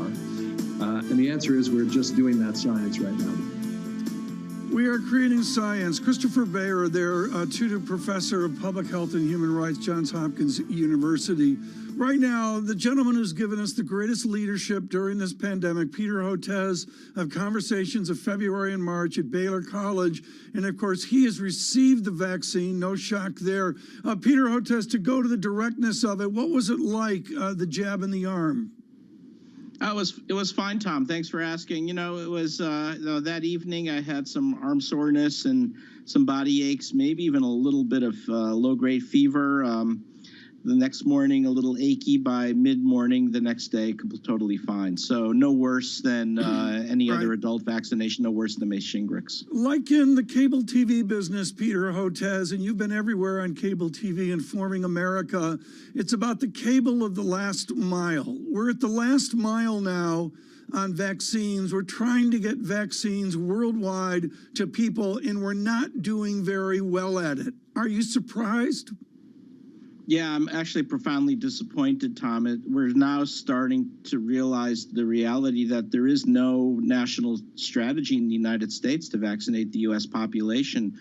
Everything we've heard about with Operation Warp Speed around the logistics, what they were really talking about was the logistics of getting boxes onto the UPS and FedEx trucks and FedEx planes and ensuring that there was no violation of the freezer chain, but then there was no plan after that to vaccinate the American people. I remember Alan Meltzer with the freezer in the corner in the 50s, Peter Hotez. We got from Salk to Sabin, and now we've got to get out to Hotez and your low-cost vaccine. Why could we do this with other things and we can't do it with COVID-19? this has been the story of 2020. We've come up small every time in terms of our public health response. An absence of a national strategy. We muffed on the diagnostic testing. We never did whole virus genomic sequencing at the level that we needed to, like they have in the UK or Australia. And this is just more of the same. It's this insistence that the states have to be in the lead when we know they don't have the epidemiology and scientific horsepower to know how to lead this. And we need the intervention of the federal government. And now we've got to vaccinate, Tom. The estimates are we want to vaccinate 240 million Americans, 3/4 of the U.S. population, to interrupt transmission by, say, September 1. That's 1 to 1.5 million Americans every day from now until September 1. So far, we've vaccinated about 4 million. So we need to step up. This is our last chance, really, because the U.S. government has backed us into a corner without any national containment strategy. They've now said we've got to vaccinate our way out of this, and that's what we have to do. We have to find a way to stop coming up small and get this done. Dr. Hotez, can we quantify some of what you're talking about in terms of when the pandemic will, for all intents and purposes, be over based on the vaccination schedule that you see versus when it could have been over in the United States had there been a plan that you think would have been more adequate? Well, I think right now what we need to focus on is getting the U.S. population vaccinated by the summer. That's the only way we're going to interrupt virus transmission. And that's a really high bar. Again, 3/4 of the U.S. population, that's our estimate with a group at City University of New York. That's 240 million Americans. Let me give you an example. In New York City, let's say the metro area is 18 million people. That's roughly 12 million New Yorkers that we have to vaccinate by the summer. That's what is that? That's 2 million vaccinations every month. That's 500,000 per week. We're not going to get there, with people calling up Dwayne Reed and Rite Aid and Sam's Club and saying, do you have vaccine for my mom or dad, or the hospital chains? We're going to have to open up Citi Field and Yankee Stadium and create a high throughput mechanism for making this happen. And it's just shocking that there seems to be this lack of situational awareness across the country that this is what we need to do. Lisa, do you see how Hotez does the math there? That's why he's Peter Hotez and we're not. He's pounding through the math down to per hour vaccinations. Well, let's talk about the math of the dosing of some of these vaccines, Dr. Hotez. There's been some discussion not only just about the distribution mechanism that you're talking about, but also about the supplies, whether we have enough to get 2 rounds of vaccinations to that critical mass of population, with some proposals now saying reduce the dosing and it will be just as effective. What's your take on that? My take is the evidence base is not there to support that. The phase 3 trials were done with a very deliberate dose and a very deliberate schedule. That's what the company CEOs have said. This, at least the Pfizer CEO, this is what Dr. Fauci has said. We know what works. And anytime you monkey with either dose or schedule, you're introducing an enormous amount of risk to give vaccine that won't work as well. So all you'll do by that is take a crummy vaccination infrastructure, and instead of delivering a good vaccine and a reliable vaccine, you'll introduce one that is less than optimal. It makes no sense. So we knew the mRNA technology is still immature. It's not really robust enough to do the whole job. That's why the whole plan for Operation Warp Speed was to bring in the adenovirus vaccines or the particle vaccines or our vaccine. Right. And that's what we need to focus on, getting in additional vaccines, not turning a good vaccine into a mediocre one. Dr. Hotez, just to put a bow on everything that you said that is so profound, how much of the slowdown in distribution of vaccines is due to a lack of a federal plan, and how much is due to a supply issue of the vaccines and how quickly we can get them online? Well, clearly there's no federal plan, and you're never going to get there unless you have that roadmap, unless you have an overarching infrastructure. So we have to fix the infrastructure. That's absolutely paramount. There are going to be supply chain issues. Look, there are going to be lots of bumps in this road. We also have to have a communication strategy. But right now, to me, it's less about the dosing and the supply chain than it is not having the infrastructure to vaccinate lots of people. Peter Hotez, I'm out of time, but I've got to ask about the shock of lining them up at Yankee Stadium. You want us to get in line at Yankee Stadium. Who affects that? At the state level, the city level, or is that at the federal level? And you have to do it safely, and you have to have medical personnel there in case there's a severe allergic reaction. It's going to be, it's doable, but it's complicated. And right now, I don't know I don't know where the leadership comes in. Clearly, we're going to need federal support. There are not the dollars there, I don't think, at the local and state level to make that happen. Yeah. So there's got to be an appropriation from Congress to help with that. And a lot of the logistics are probably going to have to come from the state. Maybe bringing the National Guard would be helpful. But we're going to have to provide some, reinforce Homeland Security a little bit, make people feel comfortable knowing that they're taken care of. People are frantic now, calling pharmacies and doctors saying, how do I get my mom and dad vaccinated, or my brother and sister? And the line's busy, or it's beyond frustrating. Right.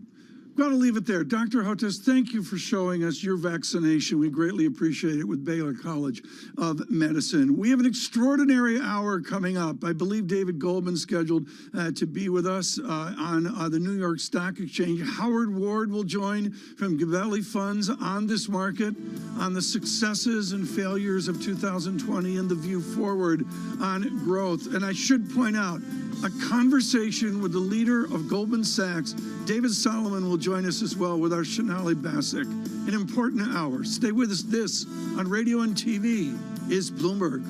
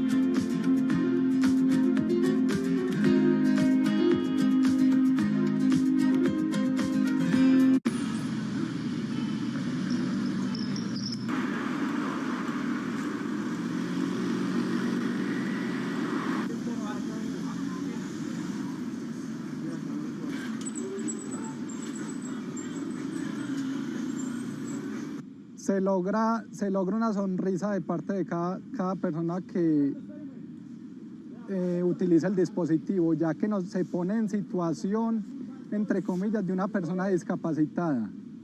Y ven que lo sorteamos de una forma agradable, porque el simple hecho de sentarse en un dispositivo ya es agradable.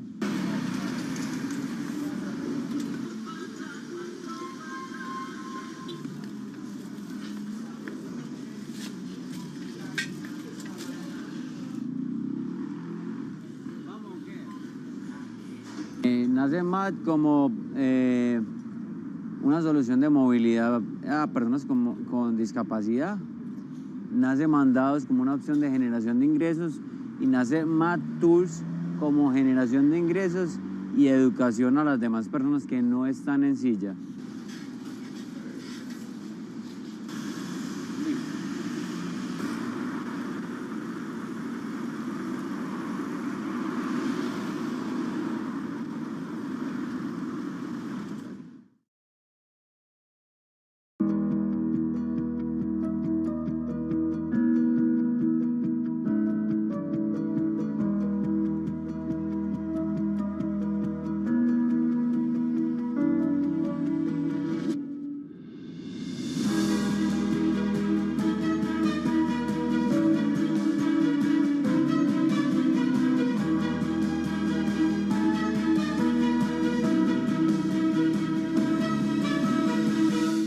I think what we've seen during this period of time is that communicating via video is not a fad. We are using it in all aspects of our lives, for work, for learning, for communicating, for staying in touch. We explore the trends, investments, and competition of the European ETF industry. Join us on Bloomberg ETF IQ Europe.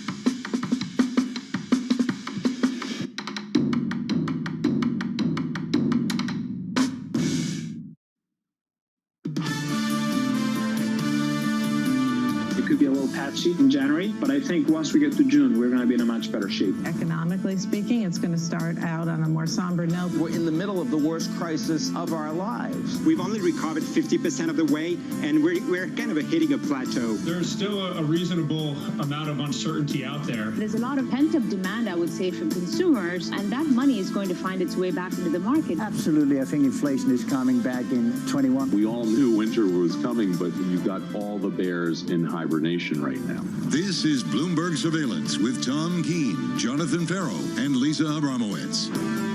Good morning. This is Bloomberg Surveillance on Bloomberg Radio and Bloomberg Television. Jonathan Farrow, Tom Keene, and Lisa Abramowitz. Tom, I hear that Jonathan Farrow just wrote in and said that he is going to come and help you take down your tree. He may get there by July.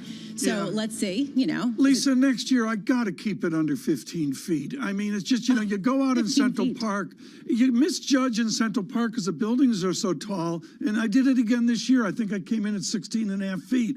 Didn't work. I had to bend at the top. That's incredibly relatable, Tom. I will say that, I'm looking at markets, and this is a pivotal week for both politics and a pivotal week when it comes to setting a tone for the rest of the year at a time of incredible consensus. Yesterday, markets sold off, Bitcoin sold off, the world was coming to an end. We're now range bound.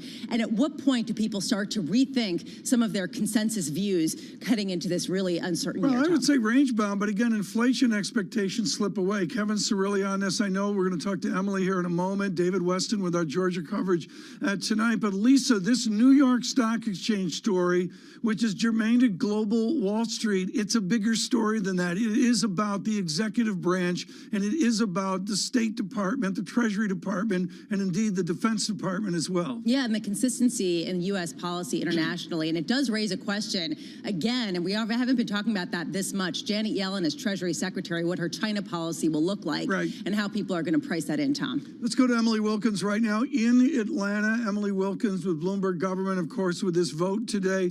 Emily, the two leaders showed up yesterday. Who won? I think that would depend on whether you're a Democrat or you're a Republican. Both Biden and Trump held their rallies here yesterday. Biden strongly emphasized his policy, his agenda, that he wants to get Americans those $2,000 individual stimulus checks. And the way to do that is for them to elect Jon Ossoff and Raphael Warnock, the two Democrats. Trump also did a rally last night in northern Georgia, a stronghold for him and Republicans. He did encourage Georgians to get out and vote for David Perdue and Kelly Loeffler, but he also spent most of the evening talking about the November 3rd election, once again bringing up conspiracies and accurately claiming that it was rigged and that there was fraud, and really sort of riling people up on that particular point. Emily, how has turnout been looking so far? Turnout's been very strong. 3 million Georgians voted early, either in person or via absentee. Polls now have been open here in Georgia for about an hour. We're expecting a lot of people to come out and vote today. We're not expecting to know the results of the election tonight. We're thinking that might take a couple days because this is expected to be so close. That's fine. Is the turnout different than November 3rd? What is that nuance of before the vote versus what we're going to observe today as compared to the election of November 3rd? So normally when we think about runoffs, it's about sort of both parties engaging their bases. Turnout's kind of the key word here. But this one's a little bit different because there's so much on the line. So many people have been coming into Georgia. Funds have been coming into Georgia.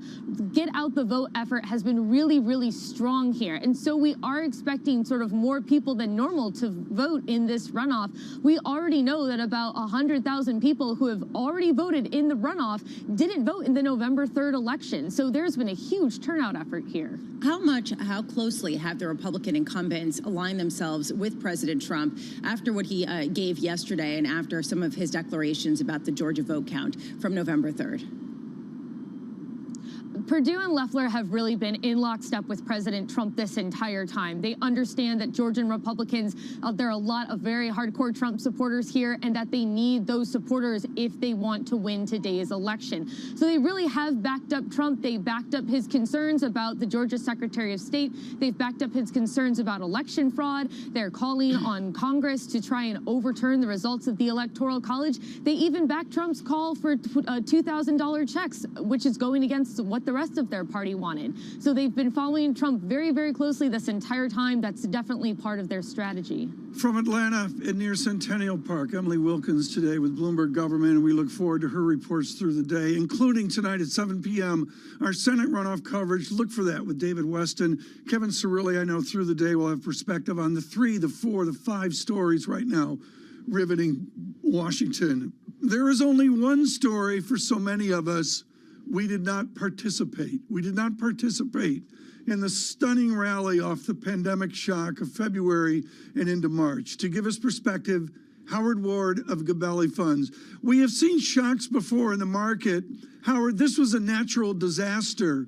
Was your study of it in March and through the year, was it like every other market pullback, or was this time different? Tom, good morning. This was very different because of the speed. We had the fastest, the deepest, 1 month decline in stock market history, sort of a 30% plunge in the month of March. You then had the best 100-day rally in the stock market that followed, rising 60%, and you had perhaps the shortest recession on record, which has given way to what still appears to be a fairly sharp V-shaped recovery. We're poised now to see record GDP and corporate profits in 2021. And in fact, annualized profits in the fourth quarter of 2020 may be coming in at what would be a record level around $170 if you were to annualize it. So no, it was everything was Operation Warp Speed for the stock market and the economy, and we're still somewhat in that mode. Lisa, we have missed this story. Howard Ward says it. Gina Martin Adams says it, and others. The earnings derivative of Q4 was a story that nobody talked about. Yeah, that there actually was a fundamental reason behind some of the gains. I love the idea of Operation Warp Speed being more for markets than perhaps anything else. I'm wondering, Howard, going forward, you do have a positive outlook. You do see these positive earnings growth metrics to help support valuations, and yet you are concerned about some pockets of excess. Where are those pockets of excess? Well, in my book, the poster child is really Tesla, and I wish I had been smart enough to buy the stock in March. That would have made a good year a spectacular year. And but now that it has gone up and up and up and up and up and up some more to a market cap of almost $700 billion, it seems to be pretty much as speculative as you can get. This is a company that may earn $2 billion next year with a market cap of $693 billion. Let me put that in perspective for you for a moment.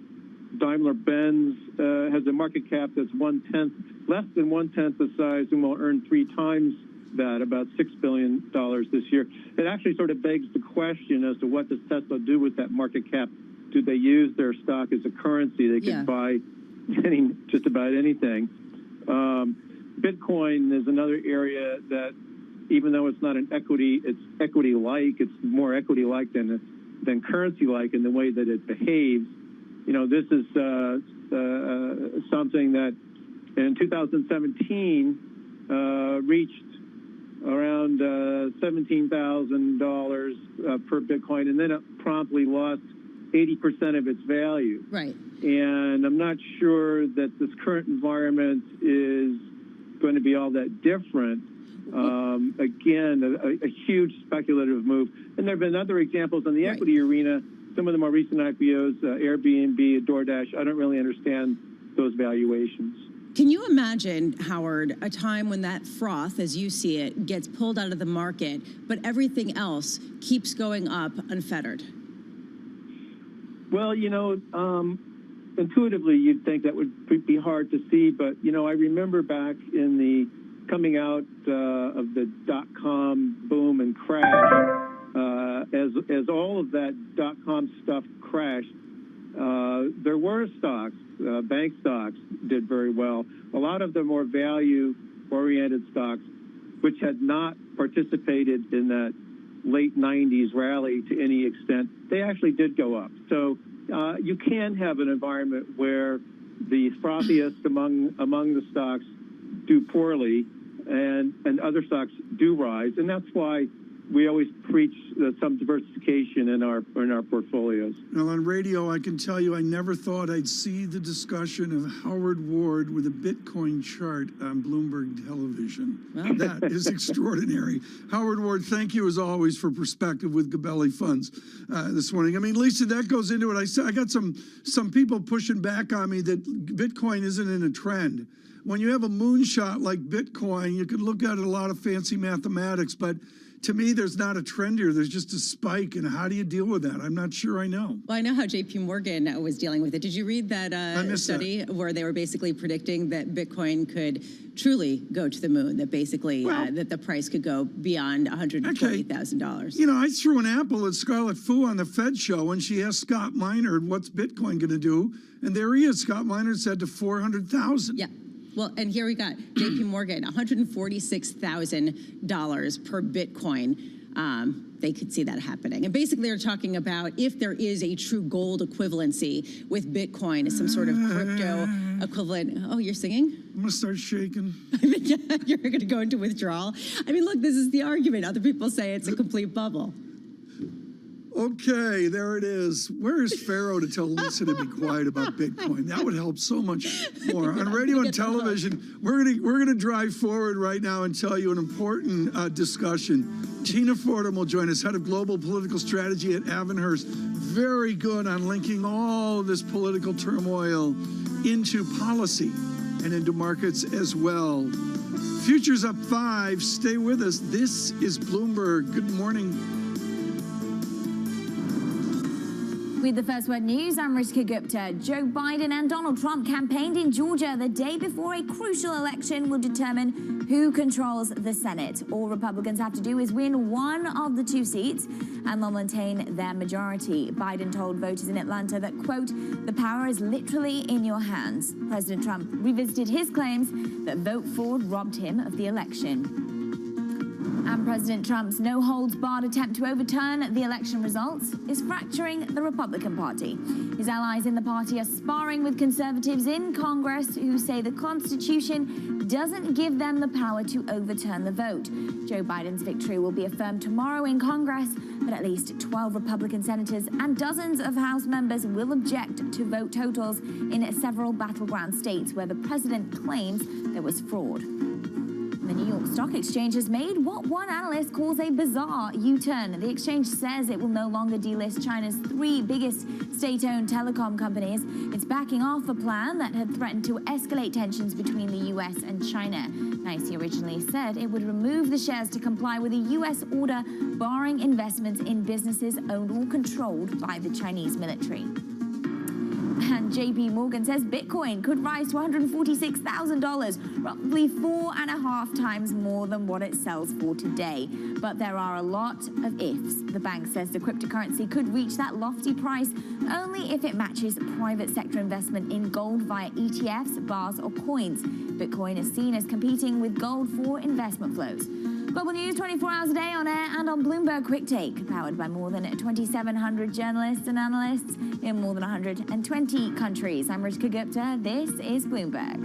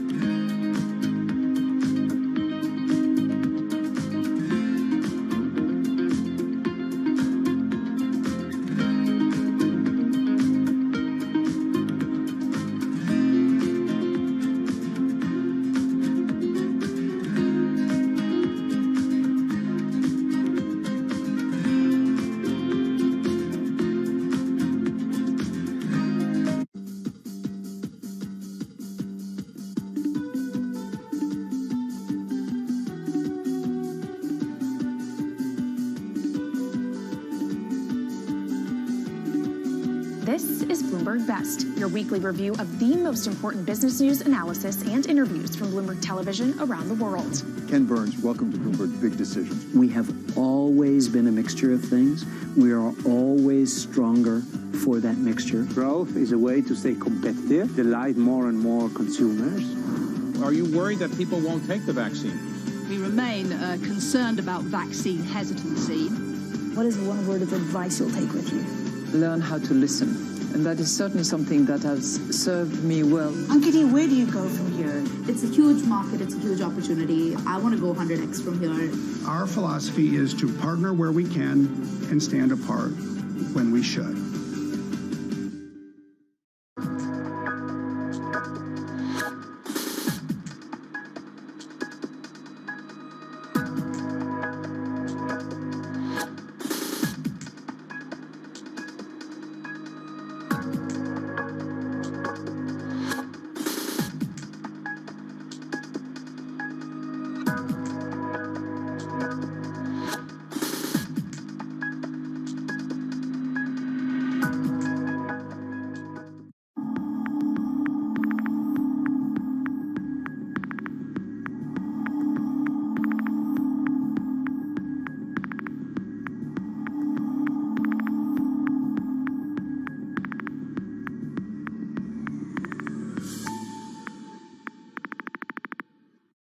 I'm David Weston. Bloomberg Television is reinventing one of the most iconic brands in financial television for a new audience. Join me to see the news program for the clever investor. This is Bloomberg Wall Street Week. This is a market that over the past few weeks has made it clear it wants to go higher. It got a little spooked by the idea that geopolitical tensions are rising.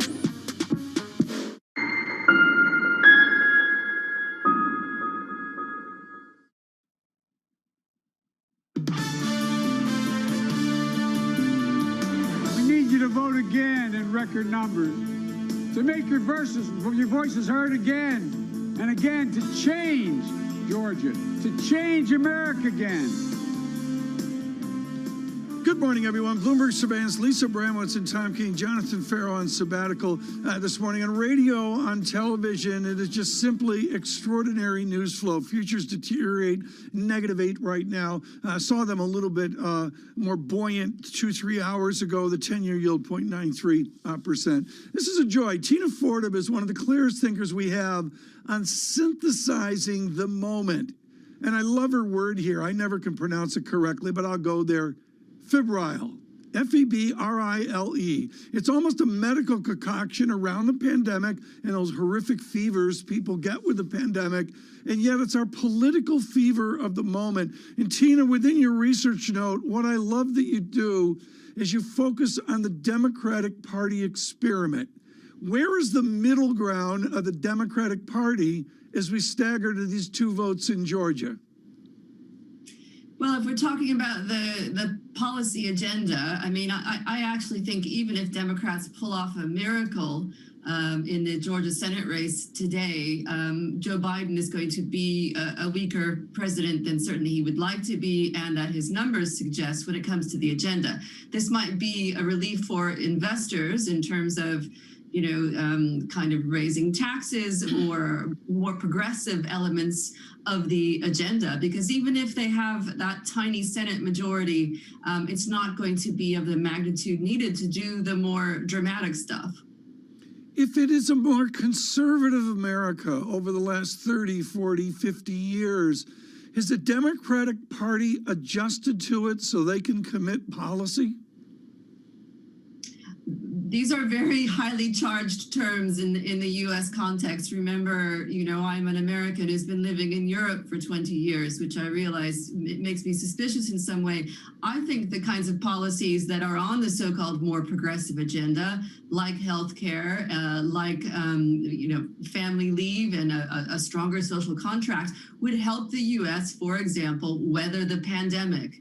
And what we're seeing played out in Georgia in a microcosm is a lot of why we're having such a difficult time as a nation fighting this pandemic. It's low trust, it's lack of legitimacy, it's polarization over the kinds of policies that, frankly, Tom, are not in dispute in the rest of the world.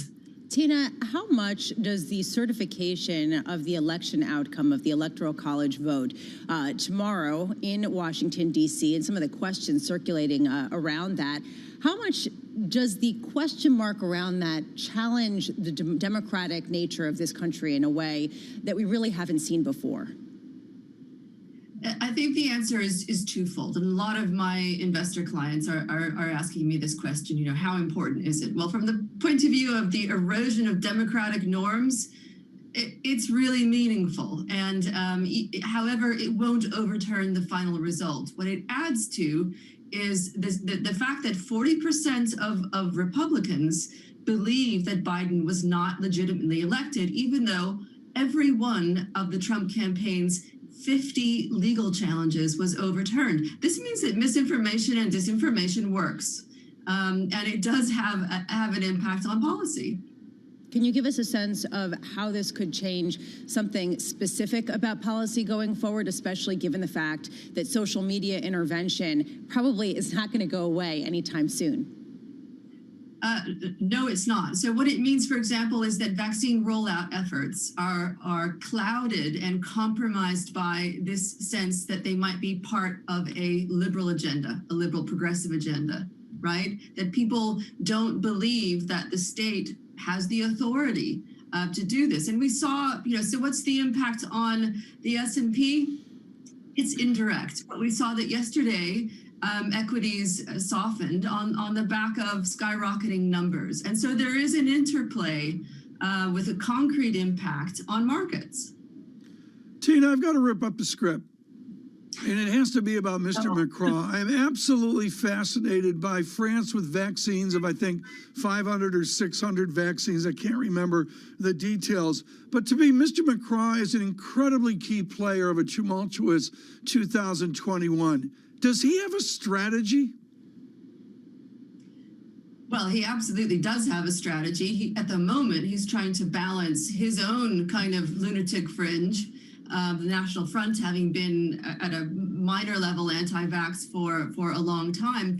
And the French public is also strikingly one of the most of developed world countries, populations that are most vaccine hesitant. Now, ultimately, I suspect you'll see it in higher numbers, also in the US. But he's got big problems. He also has some regional elections this year to contend with, and we're about to start the European election cycle. It's Germany this year, France not till after that. But he's fighting for his political life, and he's borrowing a few pages out of the far right handbook.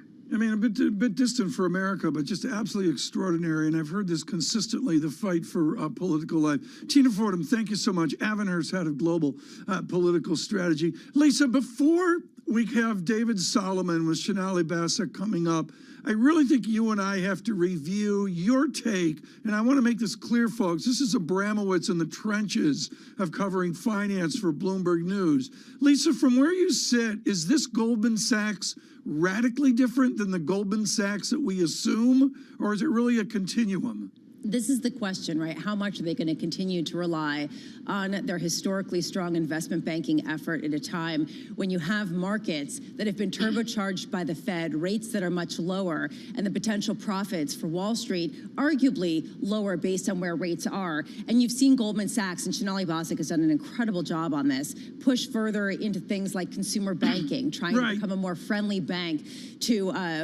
Main Street. And how well have those efforts worked? What's the distinction between Morgan Stanley and Goldman Sachs right now, between Mr. Gorman, and there's Moynihan and Diamond and the rest, they're real bankers. But what's the distinction between Morgan Stanley and Goldman Sachs, other than Morgan Stanley has a better softball team?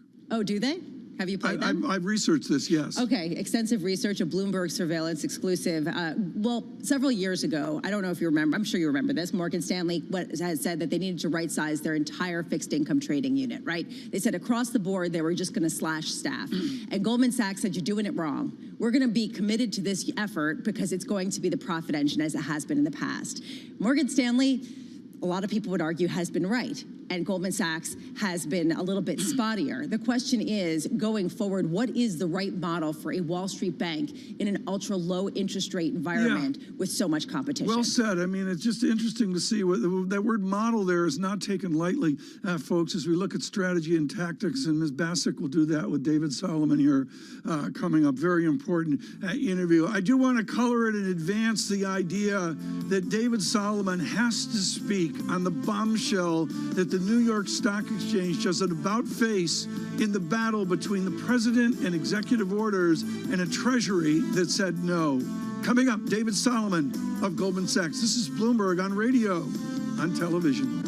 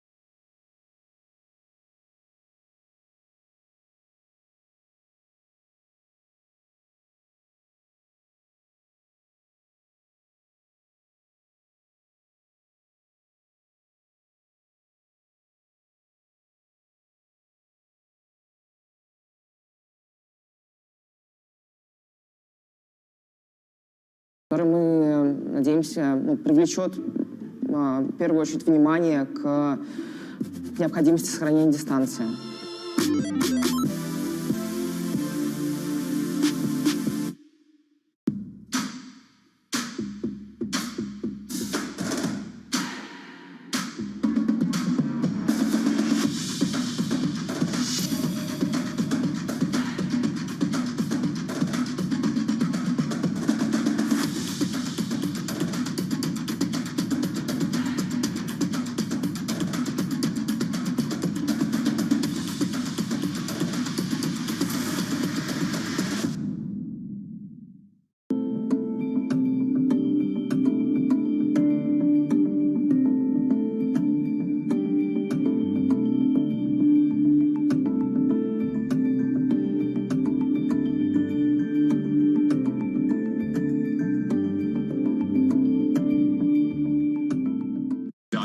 Particularly, sort of the technology landscape, gotten to some pretty extraordinary levels.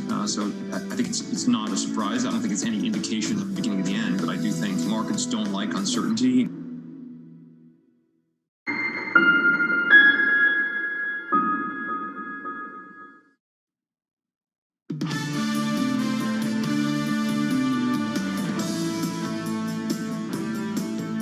Good morning, everyone. Tom Keene in New York with Lisa Abramowitz. It is Bloomberg Surveillance on Bloomberg Radio and Bloomberg Television. We welcome all of you worldwide. Futures deteriorate, -10 right now. We're watching the yield space, full faith and credit, 0.93% on the 10-year yield. It is the most interesting year for Goldman Sachs, but it was what's so important back to 1869 is at one point, Goldman Sachs was a small business. things have changed. And for David Solomon, the history of Goldman Sachs is front and center, and also the future as well. With Mr. Solomon, our Shonali Basak. Shonali? Thank you, Tom, and thank you, David, for joining me today. You know, we're here outside the Capitol building, and you have picketed the lawn with help wanted signs. You know, you had said, Goldman Sachs had said just weeks ago that more than 30% of small businesses didn't even know that they could survive through this pandemic. What's at stake here? Well, small businesses are, first of all, thank you for having me. I'm thrilled to be here, you know, out in the cold with you outside the Capitol on this gray morning. But small businesses are such a vitally important part of our economy, and they're so important in terms of how they employ, take care of families, contribute to the communities that we all live and operate in. And they've been so badly hit, so badly affected by the pandemic, and they need help. And some help has come, but more help is needed. And so one of the things we're trying to do by picketing here on the Hill is to let Congress know there are a number of things that small businesses still need help and support on to get to the other side. They can see the light at the end of the tunnel, but they need some help, you know, to get through the tunnel and get to the other side. Now, a lot of this is about stimulus, and Joe Biden himself has called the current package a down payment. So what is the David Solomon plan? What would you say is needed in terms of the amount needed to save this economy? So one of the things that we've done over the course of the last few months, given that we have over 10,000 businesses, small businesses that have been through our program over the course of the last decade, is we've gone out, we've surveyed them, and we've talked to them. And we've created something called 10,000 Small Businesses Voices, which is really an advocacy platform. And we've asked them, what do you need help with? And if you look at these placards that are here on the lawn, they raise a number of issues that the small businesses are saying, hey, we need help with this. And I'd highlight 3 of them to you that I think are very, very important. The first is they need access to capital. They need capital to bridge them through this challenging period of time. And something like the Restart Act, I think, is a good way to get at that. Second, they talk about the need to support the people who work for them, particularly around health care. And health care costs are just so prohibitive, often they're not in a position to take care of the health care issues that their employees have. And so they need some way to create better incentives to provide health care support for their employees. And third, because people are working harder, given the challenges they face, they need more help with childcare and just basic support so they can be present at work, but also make sure that their children are taken care of, you know, while they're working and trying to keep their businesses afloat. So all of this is happening as unemployment still remains very elevated. And it's even worse for Black Americans, even worse for Hispanic Americans and Asian Americans. What do you think on day one is going to be Joe Biden's toughest task in fixing that gap? Well, the toughest task that the new administration has is continuing to march forward to make progress on getting the vaccines distributed so we can get to the other side of the virus. There's going to be a lot of discussion about what additional stimulus is needed. We've raised a bunch of issues here this morning where we're trying to get people focused on things that we think needs to be included in any additional stimulus that's brought forward. But I think the big focus right now is we've got to get people vaccinated. We've got to get to the other side of the virus. Well, a lot of the market had been reacting to this vaccine hope, but the rollout has been so slow so far, and it's drawn a lot of concerns. How is that impacting your own plans, and how is that impacting the plans of your clients?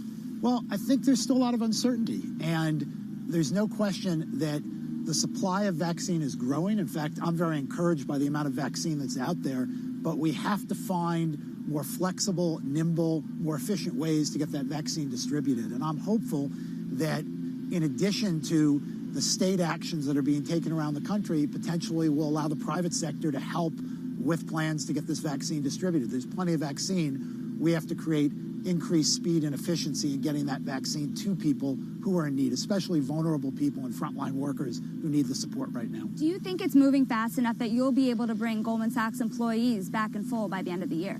I certainly would expect that we'll have Goldman Sachs employees back in full by the end of the year. We will get through this, and I'm really hopeful that over the course of the next 6 months, we see a real improvement, but there's still work to be done. And once we deal with the vaccine and the virus and people feel safe, we're still going to have to deal with the economic consequence of the shutdowns and the impact on our economy that this pandemic's had. And that, I think, will be a bumpier, longer period of time. Before we get to the next 6 months, we have to get past the next 3 weeks. And tonight, with Georgia going on, I know everyone would love your opinion here on if the Democrats were to win the seats, what kind of impact would that have on the markets? Well, I'm watching the election as everybody is, and we'll see over whether it's tonight or it's over the next couple of days what the result is. Depending on the result, it obviously can have an impact on policy. Policy affects markets.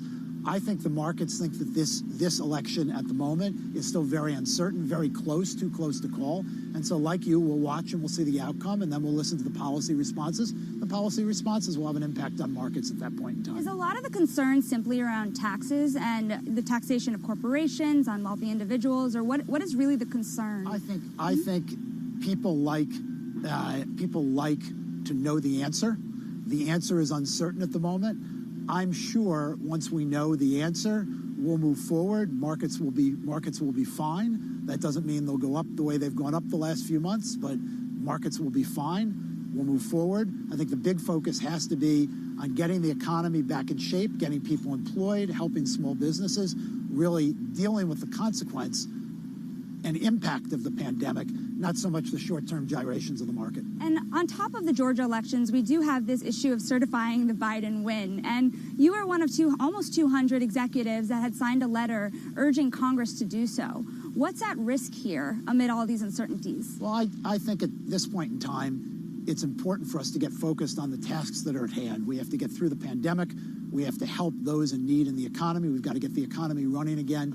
And so I congratulated the president-elect back in November when it was clear to me that he was the president-elect and we were going to go move forward. What's going on here the next couple of days, I think, is a distraction. I know what will happen on the 20th of January, and we will move forward. And that's what's important at this point in time. So you have the 20th of January then, in the first days of Biden's presidency. What do you expect from him? What do you want to see beyond the vaccine? I'd like to see some leadership around helping us all move forward around the pandemic, helping us move forward in terms of economically supporting those that need help because of the pandemic, particularly small businesses. I'd like to see a consistent message as to what we all need to do to come together to solve these problems. This is a time for us to come together as a country to get past the pandemic and move forward and help people that have been really adversely affected by this horrible 12 months that we've had. I think there's been a lot of concerns for many months about why the stock market has been rallying so much while we have so many of these underlying concerns. Do you have any concerns about the fragility of the market at these current levels, given that we still have so much wrong? Well, I think that there's no question that the monetary policy and fiscal policy actions have definitely been very, very supportive of asset prices. And so obviously equity markets benefit from that. I said a few weeks ago, and I stand by it now, it's hard to justify some of the valuations I see in the market, particularly around very, very growthy companies, around some of the IPOs that have come. We've seen other periods of ebullience in markets before. They rebalance over time, and my expectation is some of the excess we've seen maybe over the course of the last few months will rebalance in the coming months. But I'm much more focused on the medium or long term. I don't get too upset about short-term market gyrations. I do want to get your opinion here on something else that's going on in the market that a lot of other people are concerned about. We saw this big move by the New York Stock Exchange also to potentially delist some Chinese companies and then reverse that course. You're somebody who has a lot of business abroad, a huge growth area in China. I'm wondering what all these uncertainties mean for you in terms of China reopening its financial system. Well, the first phase of the trade agreement called for broader access for financial firms to markets in China, and that's being executed, at the moment. We'll see if it carries through and executes all the way. But the relationship between the U.S. and China right now, the bilateral relationship, is incredibly complex. And I think it's one of the big challenges that the Biden administration has going forward. The foreign policy strategy that we've really executed on with China over the last 40 years, in that allowing them to participate with all the other economies around the world, including the U.S., and thinking they'll move in our direction in terms of how they operate, that does not seem to have worked. And we need to ensure as we go forward that the playing field is level and fair and appropriate. And I think there are going to be big challenges to that as we move forward. But that's something that the administration will have to take on. But there's a lot of uncertainty around that. And I think that's something that we're going to be talking about and living with and thinking about for a number of years as we move forward in the future. Right, that was going to be my other question. How much of an overhang do you think that uncertainty will be? I mean, Biden has all these other issues, as we discussed, to take care of first. How quickly do you think the trade relationship with China will get figured out? I think this is a complicated issue that's going to take time to sort out. But it certainly, I know, will be a big focus of the Biden administration, as it was with the Trump administration. I think it'll be important for us to continue to focus on improving that relationship and making progress to level the playing field and assure that partnership. We have to work with China as a trade partner. We have to work with China sometimes as a competitor. We have to work with China sometimes as an adversary. But we have to balance all that and do what's right for the U.S. to move forward. So I want to turn to your business for a second, because in the most recent quarter, you had a standout quarter, right? It was returns of equity of more than 17%. People look into 2021, and I think everyone wants to know, what is the biggest growth driver for you this year? Well, we have a number of businesses, I think, as you know, and you and I have talked before. We obviously have our big corporate investment bank with our business that serves governments, institutions, corporate clients broadly. That's investment banking, sales, and trading. And there are clients, given the uncertainty in the world, have been very, very active, and we expect that activity to continue. We also have a large asset management business. We're a very, very significant asset manager globally around the world in almost all products broadly, and we think there's a lot of opportunity for us to continue to help our clients in the asset management business, and that's an area of growth for us and something that we've been focused on.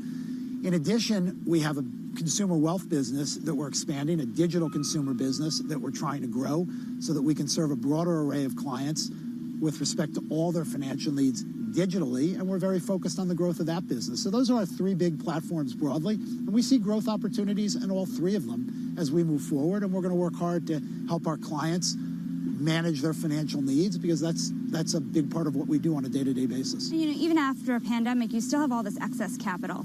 What are you going to do with all of that? Well, we're making investments in our business, as we just discussed, and that obviously requires capital.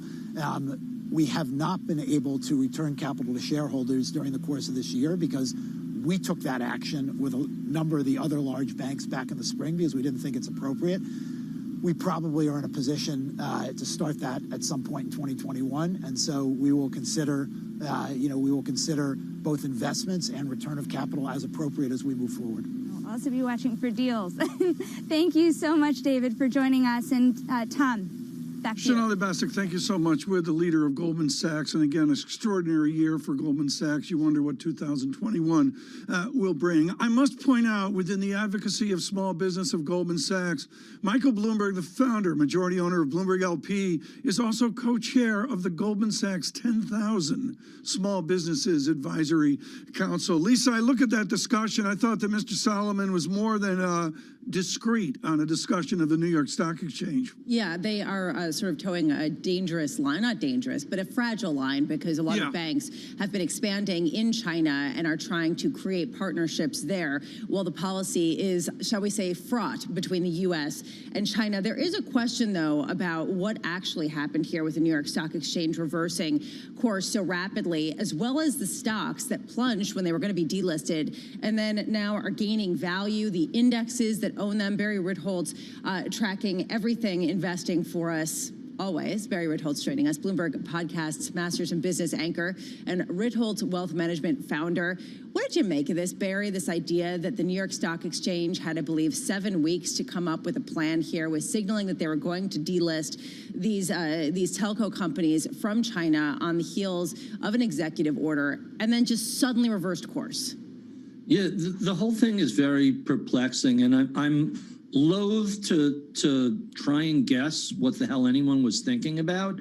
I suspect we'll get a fuller picture sometime over the next couple of months, but this is why people are not thrilled when DC interjects itself into the capital markets with the obvious admission that the SEC is in charge of regulating this. There was just no communication, no explanation. The whole thing seems to be very improvised, and that's not good for regulations of who gets to list in the U.S. stock markets. Well, and there's also a question, Barry, of the consistency, of the stability of a framework of policy and how people invest around that. I mean, do you think that there is a material risk in certain investments that perhaps are impossible to price based on an increased fickleness in U.S. foreign policy? You know, to me, the biggest issue, one of the reasons why there is such a premium for U.S. equities versus the rest of the world is the concept of the rule of law, that regulation is going to be intelligent, and sometimes maybe there's too much of it, but it's going to be communicated in a way that is rational, and that laws and rules are going to govern this, not random impulses of politicians. And this seems to very much be one of those random, I know that there are some legitimate national security concerns, but there's an intelligent way to manage that, not just spasmodically twitching whenever the mood hits. You know, Barry, I got to admit, I've said this a couple times this morning, folks. I was thunderstruck at the November 12 executive order. I read every word of it. I read the Treasury documents in the last few days, Barry, and as you give scale to, it is unprecedented. Now, let's just say, for example, the Ritholtz Crouching Tiger Fund. So you're in the China Fund, and you were forced to sell out of the Ritholtz Crouching Tiger Fund, and then maybe you have to buy back in today. You had a real cost as an institutional fund with China exposure over this Trump soiree, didn't you? Yeah, and do a compare and contrast. Look what's going on with Jack Ma and Alibaba. You can't rely on the Chinese government to follow their own internal rules of law. If they decide that some billionaire is too mouthy, they're going to intervene in ways that are just, incomprehensible, at least to the United States pre-2020. And one of the things that we really haven't figured out how to price is the damage that this whole election nonsense that's going on is doing to the perception of the United States as a country ruled by law. Look at stocks in Russia. They trade at such a discount because essentially it's an organized crime family with a standing army and nuclear warheads. The United States always had the benefit of being a country ruled by laws. The damage to democracy is going to be determined, but no one is talking about the damage we're doing to the U.S. brand of capitalism and U.S. equities over the long haul. It's going to be not a surprise the Chamber of Commerce jumped in on this. Barry, we got to leave there because of time, but it will be a theme forward. Mr. Ritholtz, of course, with an acclaimed podcast and writing for Bloomberg Opinion. This is a joy. What we've always tried to do at Bloomberg Surveillance, and before that, Bloomberg on the Economy, is go out and find experts. David Goldman had a storied career at Bank of America as their lead research director on fixed income and much others, and is one of the great China watchers and Pacific Rim watchers out there now, always writing for Asia Times. And we're thrilled that on short notice on the New York Stock Exchange, Mr. Goldman could join us this morning. David, thank you so much for taking time with us. What would you presume will be the response of Beijing to this battle within the American government of a strident executive order and then a Department of Treasury that says no? I think Beijing is going to be triumphalist, Tom. By the way, thank you for all the kind words. I think what the world has figured out is that China is too big to boycott. It's becoming the world's largest economy and one of the world's largest capital markets with an extremely strong currency, the only real positive real interest rates in the world. So the attempts by the Trump administration to play whack-a-mole with China by dinging them on stock listings here or technology exports there are collapsing. And there's a much more widespread pattern in which the Trump administration delivers an order which is then ignored and sabotaged by lower levels of the bureaucracy, which are trying to maintain business as usual. American tech companies are selling all the chips they want to Huawei through intermediaries, mainly in Europe, under Commerce Department licenses. It's simply not well publicized, but it's been in the trade press. By the same token, I think the Treasury regulators figured out that the consequences of attempting to delist major Chinese stocks, I'm talking about the Chinese equivalent of AT&T and T-Mobile, would lead to retaliation and all kinds of negative consequences. And with the Trump administration leaving in a couple of weeks in any case, they effectively told the New York Stock Exchange, don't bother with this, which is why the stock exchange turned around. It is unseemly, it is chaotic, but the fact is you cannot use random regulatory measures to try to hold back a large and growing economy. It was an incompetent policy, and I think the incompetence is recognized at various levels of the bureaucracy, so it's crumbling across the board. Well, but David, there is a question of the precedent that it sets. I mean, leaving aside the legitimacy of the executive order, as you phrased it, just going forward, this idea that the executive branch could come out with an order that could be undercut by lower level bureaucratic departments in the name of capitalism, in the name of keeping markets moving smoothly. How much does this reduce the power, the potency of a Biden administration in dealing with China?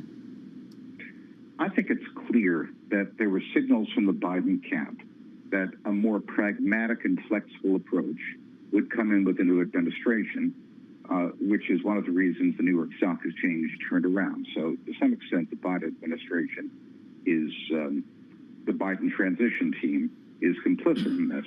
But your point is extremely well taken. The original order was not illegitimate, but it was stupid.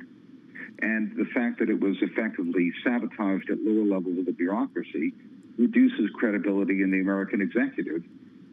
It's a very sad day for American capital markets and American governments. David, what should be the foreign diplomacy projection? One of the first times I met you, David, was a Bank of America soiree over a lousy cup of coffee in Singapore, back when we were a multilateral nation. When we pick up the debris of that November 12th executive order, and clearly Treasury Secretary Mnuchin saying no, there's no other way to put it, as we can, what do you perceive January and February to be for United States foreign policy with China? Well, the Europeans have already given us the heave-ho and signed the comprehensive agreement on investment over American objections last week.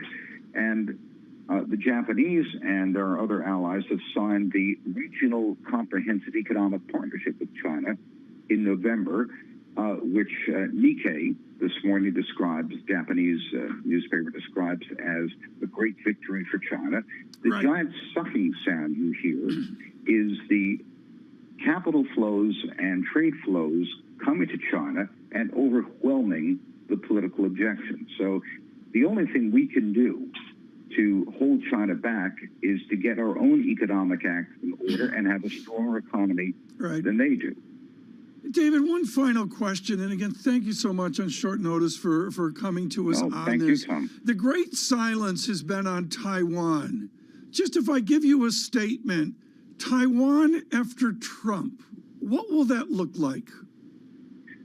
Well, the best case scenario is that nothing happens, because China will not accept an infringement of the one China policy, which every U.S. president since Nixon has signed on to the extent that China believes that the United States is trying to foster an independent Taiwan and a break with the one China policy, they will react militarily, either by threats or, heaven forbid, by action.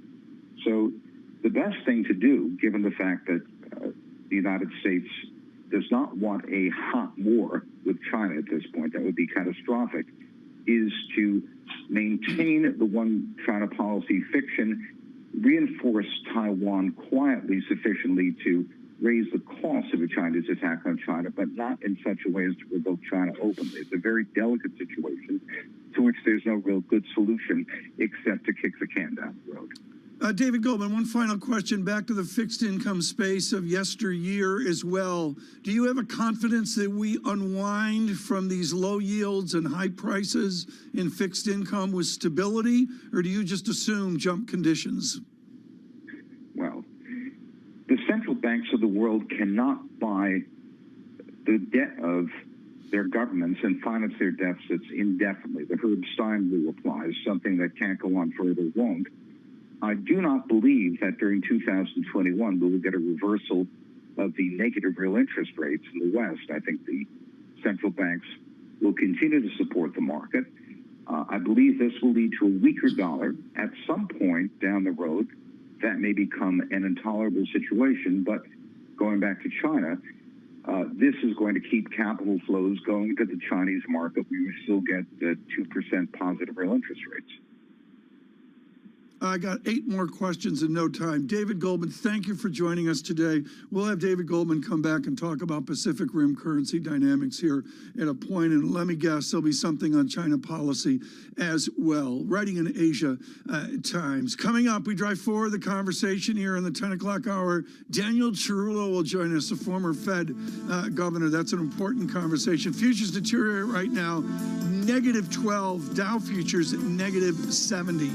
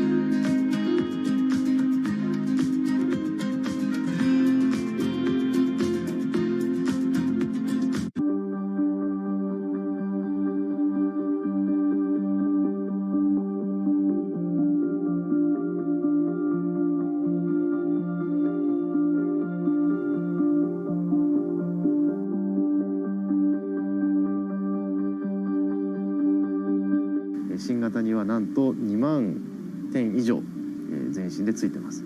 なので2万点あることにより、その情報が取れない、平面がないんですね。なので全てをスキャンすることができるので。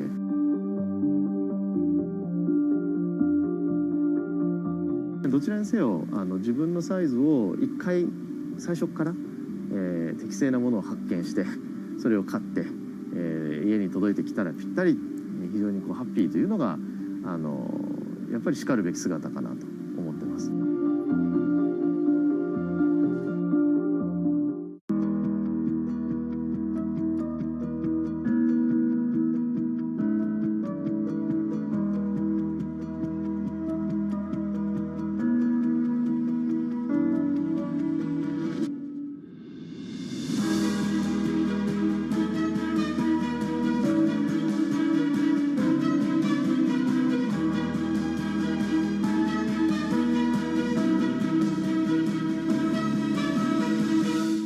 Mercedes-Benz is on a path towards CO2 neutral mobility. So we have flicked the switch there, and really we're going to step by step electrify everything. And what does that mean? Combustion engines get electrified.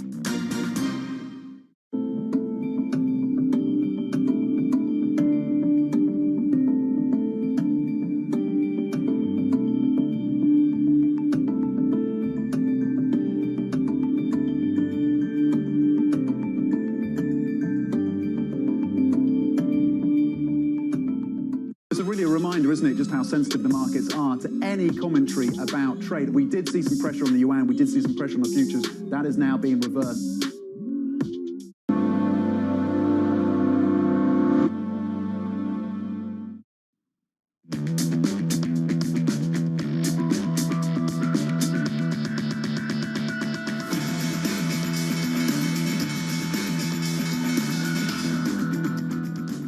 For our viewers worldwide, I'm Lisa Abramowitz in for Jonathan Farrow. The countdown to the Open starts right now. We begin with the big issue, Election Day in Georgia, the results determining control of the U.S. Senate, potentially shaping the Biden presidency before it even officially begins later this month. The president-elect rallying voters in Atlanta, making his final push to increase the Democratic turnout. We need you to vote again in record numbers, to make your voices heard again and again, to change Georgia, to change America again. And this is not an exaggeration. Georgia, the whole nation is looking to you to lead us forward, for real. You know it. President Trump holding his own event as he continues fighting the results of the November election, calling the 2 Senate seats a last line of defense. If the liberal Democrats take the Senate and the White House, and they're not taking this White House, we're going to fight like hell, I'll tell you right now. This coming as nearly 200 business leaders issue a statement calling on Congress to verify the results of the presidential election, saying, quote, attempts to thwart or delay this process run counter to the essential tenets of our democracy. BlackRock's Larry Fink, Goldman's David Solomon, and Blackstone's Jonathan Gray among those signing the letter. Joining us now from Washington, Bloomberg's very own Kevin Cirilli, who has been incredibly busy. Kevin, we've got these dueling narratives here. We've got the Georgia elections, and then we have tomorrow's certification of the Electoral College vote. Which, from your vantage point, is more important? Look, I think that in terms of the short term, tomorrow's certification effort has all of the makings of a political soap opera that has the potential to be run amok. And I say that because you've got a situation where 2024 prospective Republican candidates are all jockeying for a viral social media moment. And the likes of what is shaping up to be tomorrow as consequential of an event as a presidential debate. And I say that because the lasting images of Vice President Mike Pence to the floor speeches from Senators Josh Hawley and Ted Cruz all could leave indelible marks at the starting line of this next 4-year cycle. Now, based upon my reporting, I can tell you there is zero chance that the results of the 2020 election will be overturned from a fact of the matter perspective. And beyond that, taking it to today, in Georgia, if you're looking for clarity, you might have to wait up to 72 hours for the Georgia election officials to declare winners in that race as well. How linked is the controversy that we're seeing over the certification of the Electoral College to the Georgia elections in terms of driving turnout among President Trump's Republican base? You know, for Senate Majority Leader Mitch McConnell, it's a very difficult political position to be in because you've got all of the McConnell outside money flooding into Georgia, and at the same time, he needs to mobilize the president's political base, which is incredibly loyal to him. But the president has spent the last 6 months criticizing early voting measures. And as a result of that, Republicans are very worried, just like they were ahead of the November elections, with 3 million votes already cast, black vote turnout surpassing the November elections. All of that leads Democrats to be incredibly, incredibly optimistic. Thank you so much, Kevin Cirilli. We know you've been busy. We know you will be busy, and we'll be checking in with you. Meanwhile, Pangaea's Terry Haynes still expecting the GOP to hold its Senate majority, writing, quote, a divided U.S. government is 60% likely, with Republicans probably winning at least one of today's 2 Georgia seats. This would preserve the Republican majority Senate, resulting in another gridlock market positive. Terry joining us now with more. Let's start there. The idea that gridlock is positive for markets, that has been the idea for a very long time. Is that different this year based on the perceived need for more fiscal support? Good morning, Lisa. I don't think it's a whole lot different than it ever was. I saw somebody else refer to it as a Goldilocks scenario. Markets like certainty. Generally, they like certainty out of Washington specifically, and the idea of overt gridlock is a very good thing, mostly because they don't want to see a lot of the economic-related Trump Republican policies rolled back. In terms of fiscal stability, I think what it gets you is continued stable government funding year on year. But beyond that, I don't think it gets you very much. There's been a lot of blather recently about monetary policy needing to come into more equilibrium with fiscal policy. I don't look for that to happen anytime soon. There seems to be no indication in either party that debt or deficit is a particular problem or particular issue, except as a political cudgel to beat the other side with. So I don't think anything changes soon, and the pandemic only exacerbates that problem. So what parts of Joe Biden's platform, his goals this year, can actually get passed if, as you say, the Republicans keep the Senate majority? The conventional wisdom will be that tax increases are on the table, that Green New Deal is on the table, that vastly increased regulation in many sectors and industries are on the table. I disagree with that to some extent. I'm a little non-consensus on this, largely because I don't see Washington in 2021 as two political parties. I see it as four factions, from left to right: Democratic progressive, Democratic centrists, Republican conservatives. Self-interest is going to drive these coalitions to work with or against each other. The center will continue to work with the other center on fiscal issues, as you saw in the stimulus just last month. But beyond that, there is no self-interest in wanting to work with each other. So I tend to think that the likelihood of those things happening is less than what the market consensus is likely to be. Terry, which party is more centrist at this point? You know, the centrist, they're fighting over the center right now, but where the energy and the money is in the Democratic Party is more to the left of the party and not in the center. Whereas I think more of the energy and the money exists in the Republican center. I'd give it to the Republicans marginally, but you know, again, I think you're going to see it very muddled the next 2 years. Well, that's what I was going to say, Terry. I mean, if that's the case, if the Republican money is coming from the center, how does President Trump's base affect that? President Trump's base continues to give it energy, but we're about to enter a post-Trump world. And part of what you and Kevin just talked about with the Electoral College business is a succession race. And, 4 years from now, 3 years from now, what you're going to see is a number of these candidates all trying to do, that are central to the drama tomorrow, all trying to duke it out. And they may be front runners or they may not be. But we are entering a post-Trump Republican Party. I think that tries to keep some of the populist goals without the divisive rhetoric and the shakeup. You know, Terry, I think it's really interesting that you talk about how divided U.S. government is still the most likely outcome here. A lot of people saying that is the consensus, and yet if you look at the early voting turnouts, if you look at the polls, that does point to a potential blue, I don't want to call it a wave, maybe a ripple, and I'm sure that I'm stealing that from somebody. I do wonder, though, what this tells us about our ability to read the electorate, the population who votes. I mean, basically, are polls useless at this point, and are we just basically in the dark when it comes to these very close elections?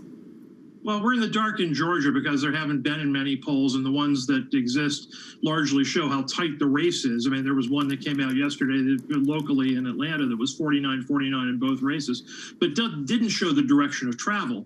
Pollsters, and more importantly, poll whisperers, the people that interpret these things, really need to go back and take a hard look in the mirror because, they got lots and lots of things wrong in November, including underrepresenting Republican vote, and they're going to have to come back with different models in order to better capture that. But bottom line, we are in a very divisive period, and I don't mean just in breaking apart in two senses. We're fractured in a lot of different ways, and as I say, that reflects in political coalitions, and those coalitions will come together in different ways. Good news on fiscal, but generally speaking, they won't. So that'll be a different kind of gridlock in 2021. Terry Haynes, thank you so much for being with us, and I'm sure you'll update us as we explore the gridlock that emerges. Bloomberg's Sarah Ponczak now joining us with a look at the stocks moving ahead of the opening bell. Sarah. Lisa, I'll get right to it with Chevron. Shares have been fluctuating this morning. At one point, we did see shares of the oil company up close to 1%, but since pairing those pre-market gains to remarkably unchanged at the moment. This, of course, as crude oil does make a comeback. Yesterday, we saw a sell-off of close to 2%. Yesterday, no agreement from the OPEC meeting, but the expectation today is that we will see one, even with Russia and Saudi Arabia currently at odds over output cuts. Next up, we've also got Micron up 3.6% at the moment. This after a double upgrade from Citi. That means the recommendation going from a sell to a buy. Analysts over there expect a quote-unquote long-awaited upturn in dynamic random access memory. Of course, that's also known as DRAM to materialize. This comes after a 40% increase in 2020, and that came after a 70% increase the year prior. Now from tech over to financials, we've got Jefferies up about 3.5% this morning in the pre-market. This after reporting earnings after the bell yesterday. Some highlights for you: a beat on the top line, a beat on the bottom line, a boost to the quarterly dividend, and at the same time, record trading revenue of $2.47 billion. Switch up the board because also getting a bid this morning, ADRs of Chinese telecom companies really surging double-digit gains, as you can see right here. This after a U-turn from the New York Stock Exchange. It was just 4 days ago we had that initial announcement that they would delist China's 3 largest state-owned telecommunication companies. Well, now they're saying no more, and clearly we're seeing a relief rally today for those ADRs, Lisa. Sarah Ponzak, thank you so much. We've got some breaking news now. Let's get straight to Bloomberg's Kaylee Lyons. Kaylee. Well, Lisa, breaking news as it relates to the Georgia Senate runoff races. Wow, too excited by this breaking news, Lisa. The Georgia Secretary of State, Brad Raffensperger, is speaking to Fox News, and he says it is likely that race will be called by Wednesday morning. So that would be tomorrow morning, I think a lot sooner than maybe many have anticipated, given all of the early voting, mail-in voting that has gone on, really unprecedented numbers voting early in these Georgia runoff races. But again, the Secretary of State of Georgia saying he expects the race to be called by tomorrow morning, Lisa. Thank you so much, Kaylee Lyons, and certainly he has been on the hot seat with some pretty vocal exchanges with President Trump. Coming up, Prime Minister Boris Johnson ordering Britons to stay at home with England entering its 3rd national lockdown. That conversation coming up next with Talbackin's Michael Purvis. In the markets, we can see a deterioration in the tape as the session grows older. We have now about 19 minutes before the opening bell. A little bit of softness after the worst start for the year in a decade. This is Bloomberg.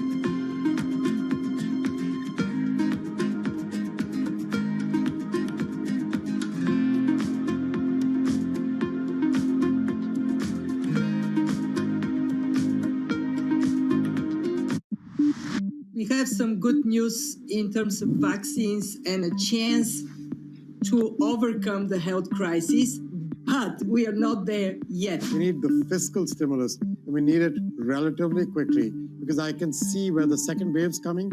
You can see consumer spending beginning to get impacted again. What we need surveillance to be stronger. We need public health measures, because you have no other way at the beginning. This is your best weapon, and you need to use it well.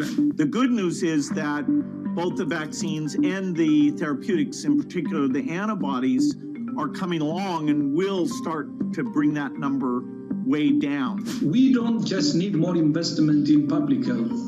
We must also rethink how we value health. I do believe a targeted fiscal stimulus is going to be in order to really begin a more equalized economy.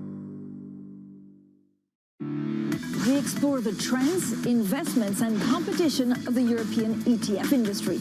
Join us on Bloomberg ETF IQ Europe.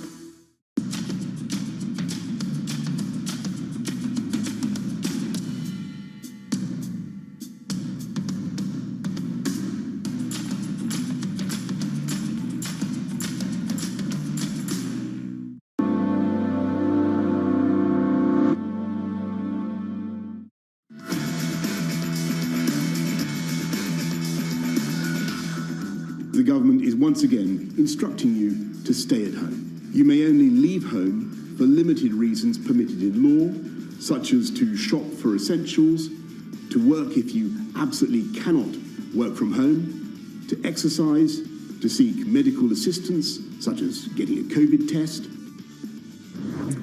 UK Prime Minister Boris Johnson announcing the country's third national lockdown, closing schools, ordering the public to remain at home amid surging virus cases. The government offering £4.6 billion of emergency support to help businesses survive the new shutdown, which is expected to remain in place until at least February 15th. Bloomberg's Keely Lyons joining us with more.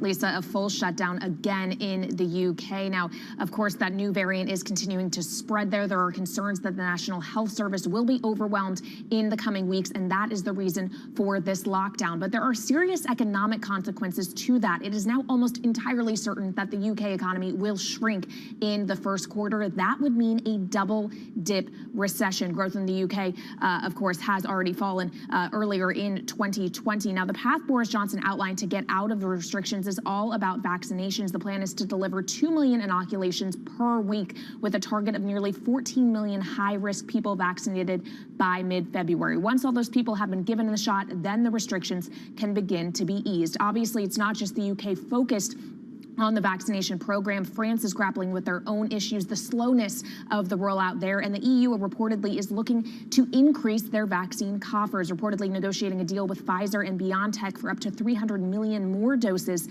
of their vaccine. That could double the vaccine supply. Pfizer, as you can see, slightly indicated lower in the pre-market, BioNTech up about 2% for its part. Now, here in the U.S., hopes are pinned on the vaccine as well, even as the government missed its target of 20 million vaccinations by the end of 2020.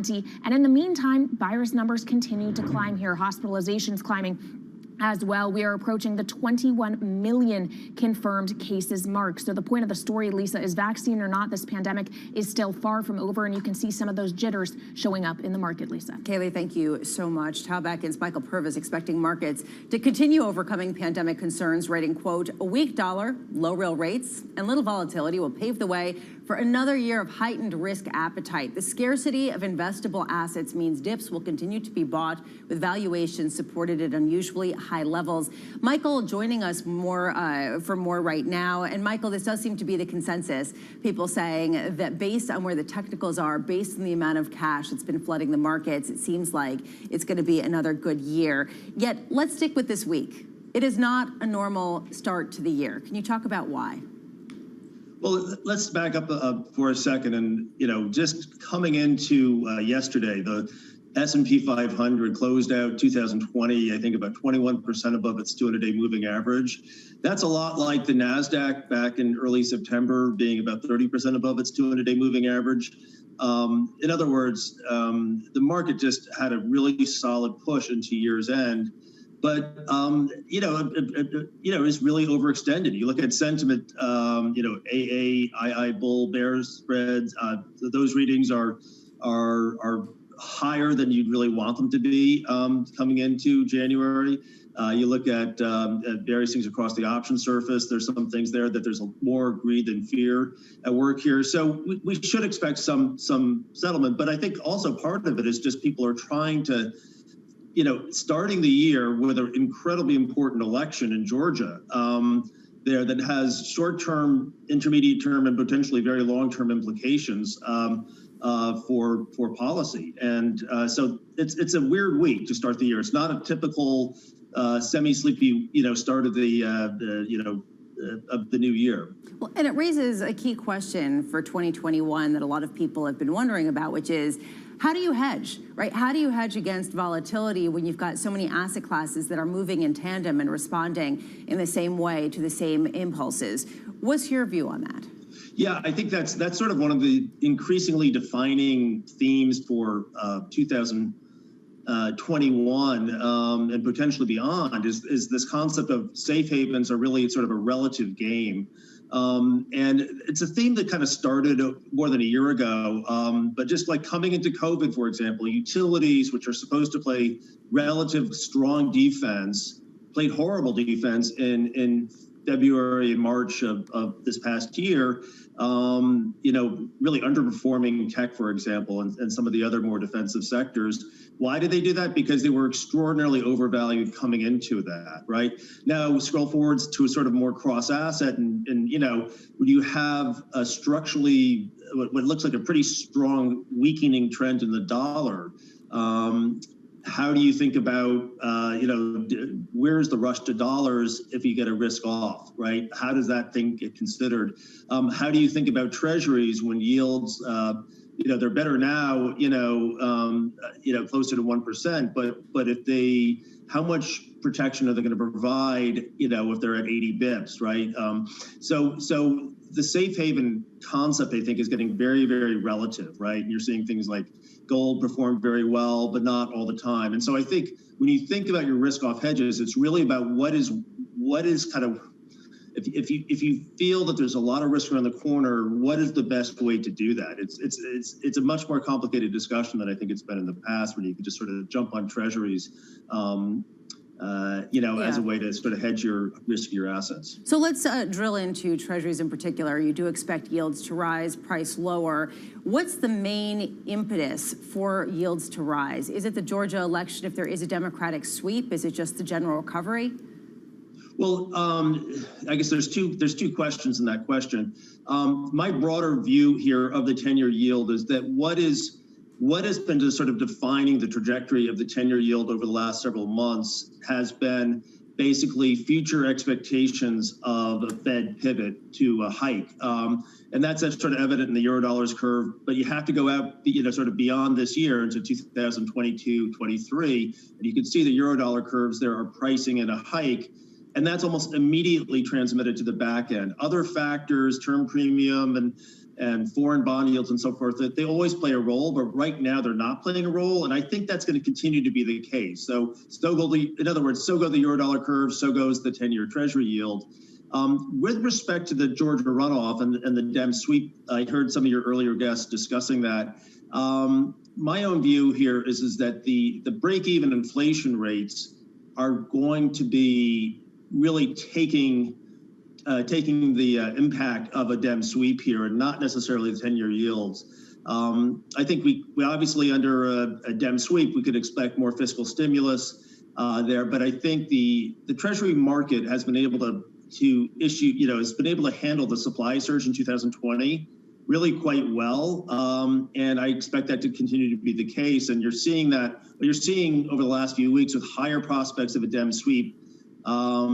You're seeing the break-evens going up and the 10-year nominal interest rates kind of being relatively static. Yeah. So my view here is that boils down to lower real interest rates. The 10-year real interest rate almost made a new closing low yesterday. It's really almost quite on top of August. And ironically, I think your earlier guest was discussing the gridlock and its implications for the markets. My take on it is that if we do get a Dem sweep, one of the things that's going to happen is you're going to see lower, longer real interest rates that will underscore risk appetite. And that's going to be an important sort of foundational force for risk taking into this year. Michael, we have to leave it there, unfortunately, but I got to say, a lot of people would agree with you, and that does seem to be underpinning some of the dynamics in the market. Michael Purvis, thank you so much. Let's get back to Kaylee Lyons with some breaking news on IBM. Kaylee. Yeah, Lisa, IBM has named Gary Cohn as its vice chairman. Shares are up about 0.9% in the pre-market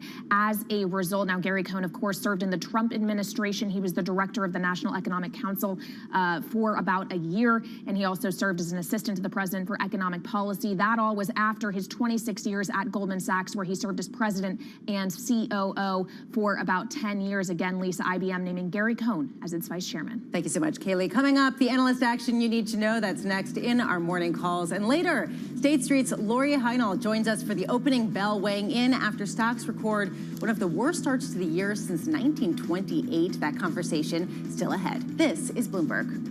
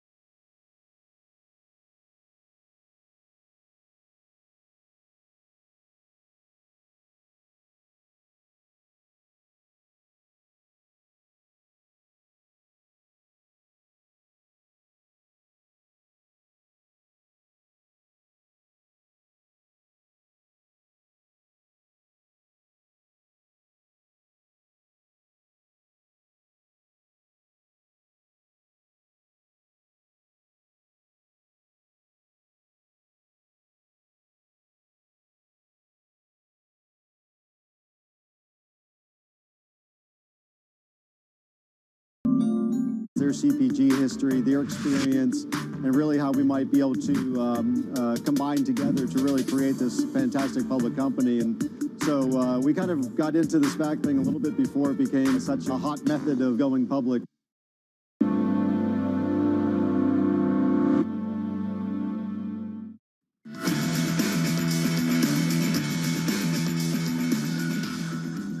Time now for our morning calls. A look at some of the analyst recommendations on Wall Street this morning. First up, Morgan Stanley raising its Facebook price target up to $340. The analyst expecting a surge in online advertising. Next up, Citi rewarding Micron with a double upgrade, raising shares to a buy from a sell. The analyst expecting an upturn in memory chips. And finally, Goldman Sachs hitting First Solar with a double downgrade, cutting shares down to a sell. The analyst forecasting slowing growth and peaking gross margins. Coming up, we'll talk Bitcoin. That conversation next. This is Bloomberg.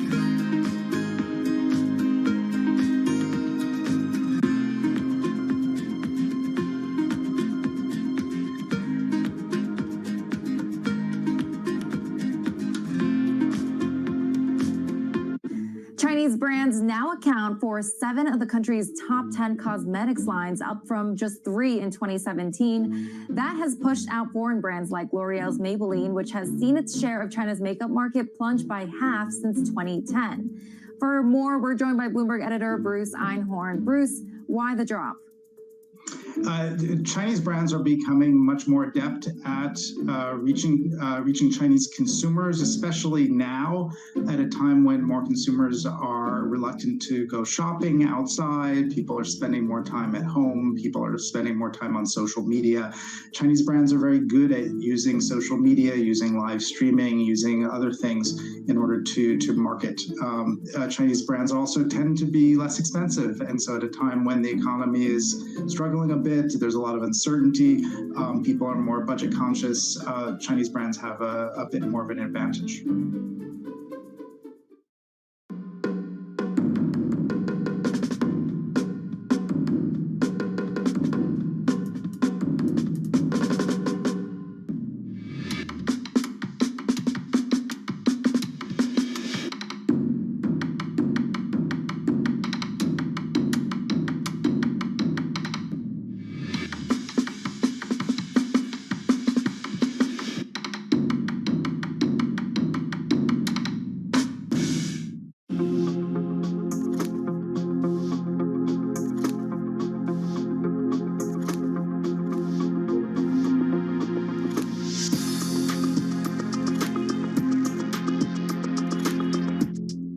Market that over the past few weeks has made it clear it wants to go higher. It got a little spooked by the idea that geopolitical tensions are rising.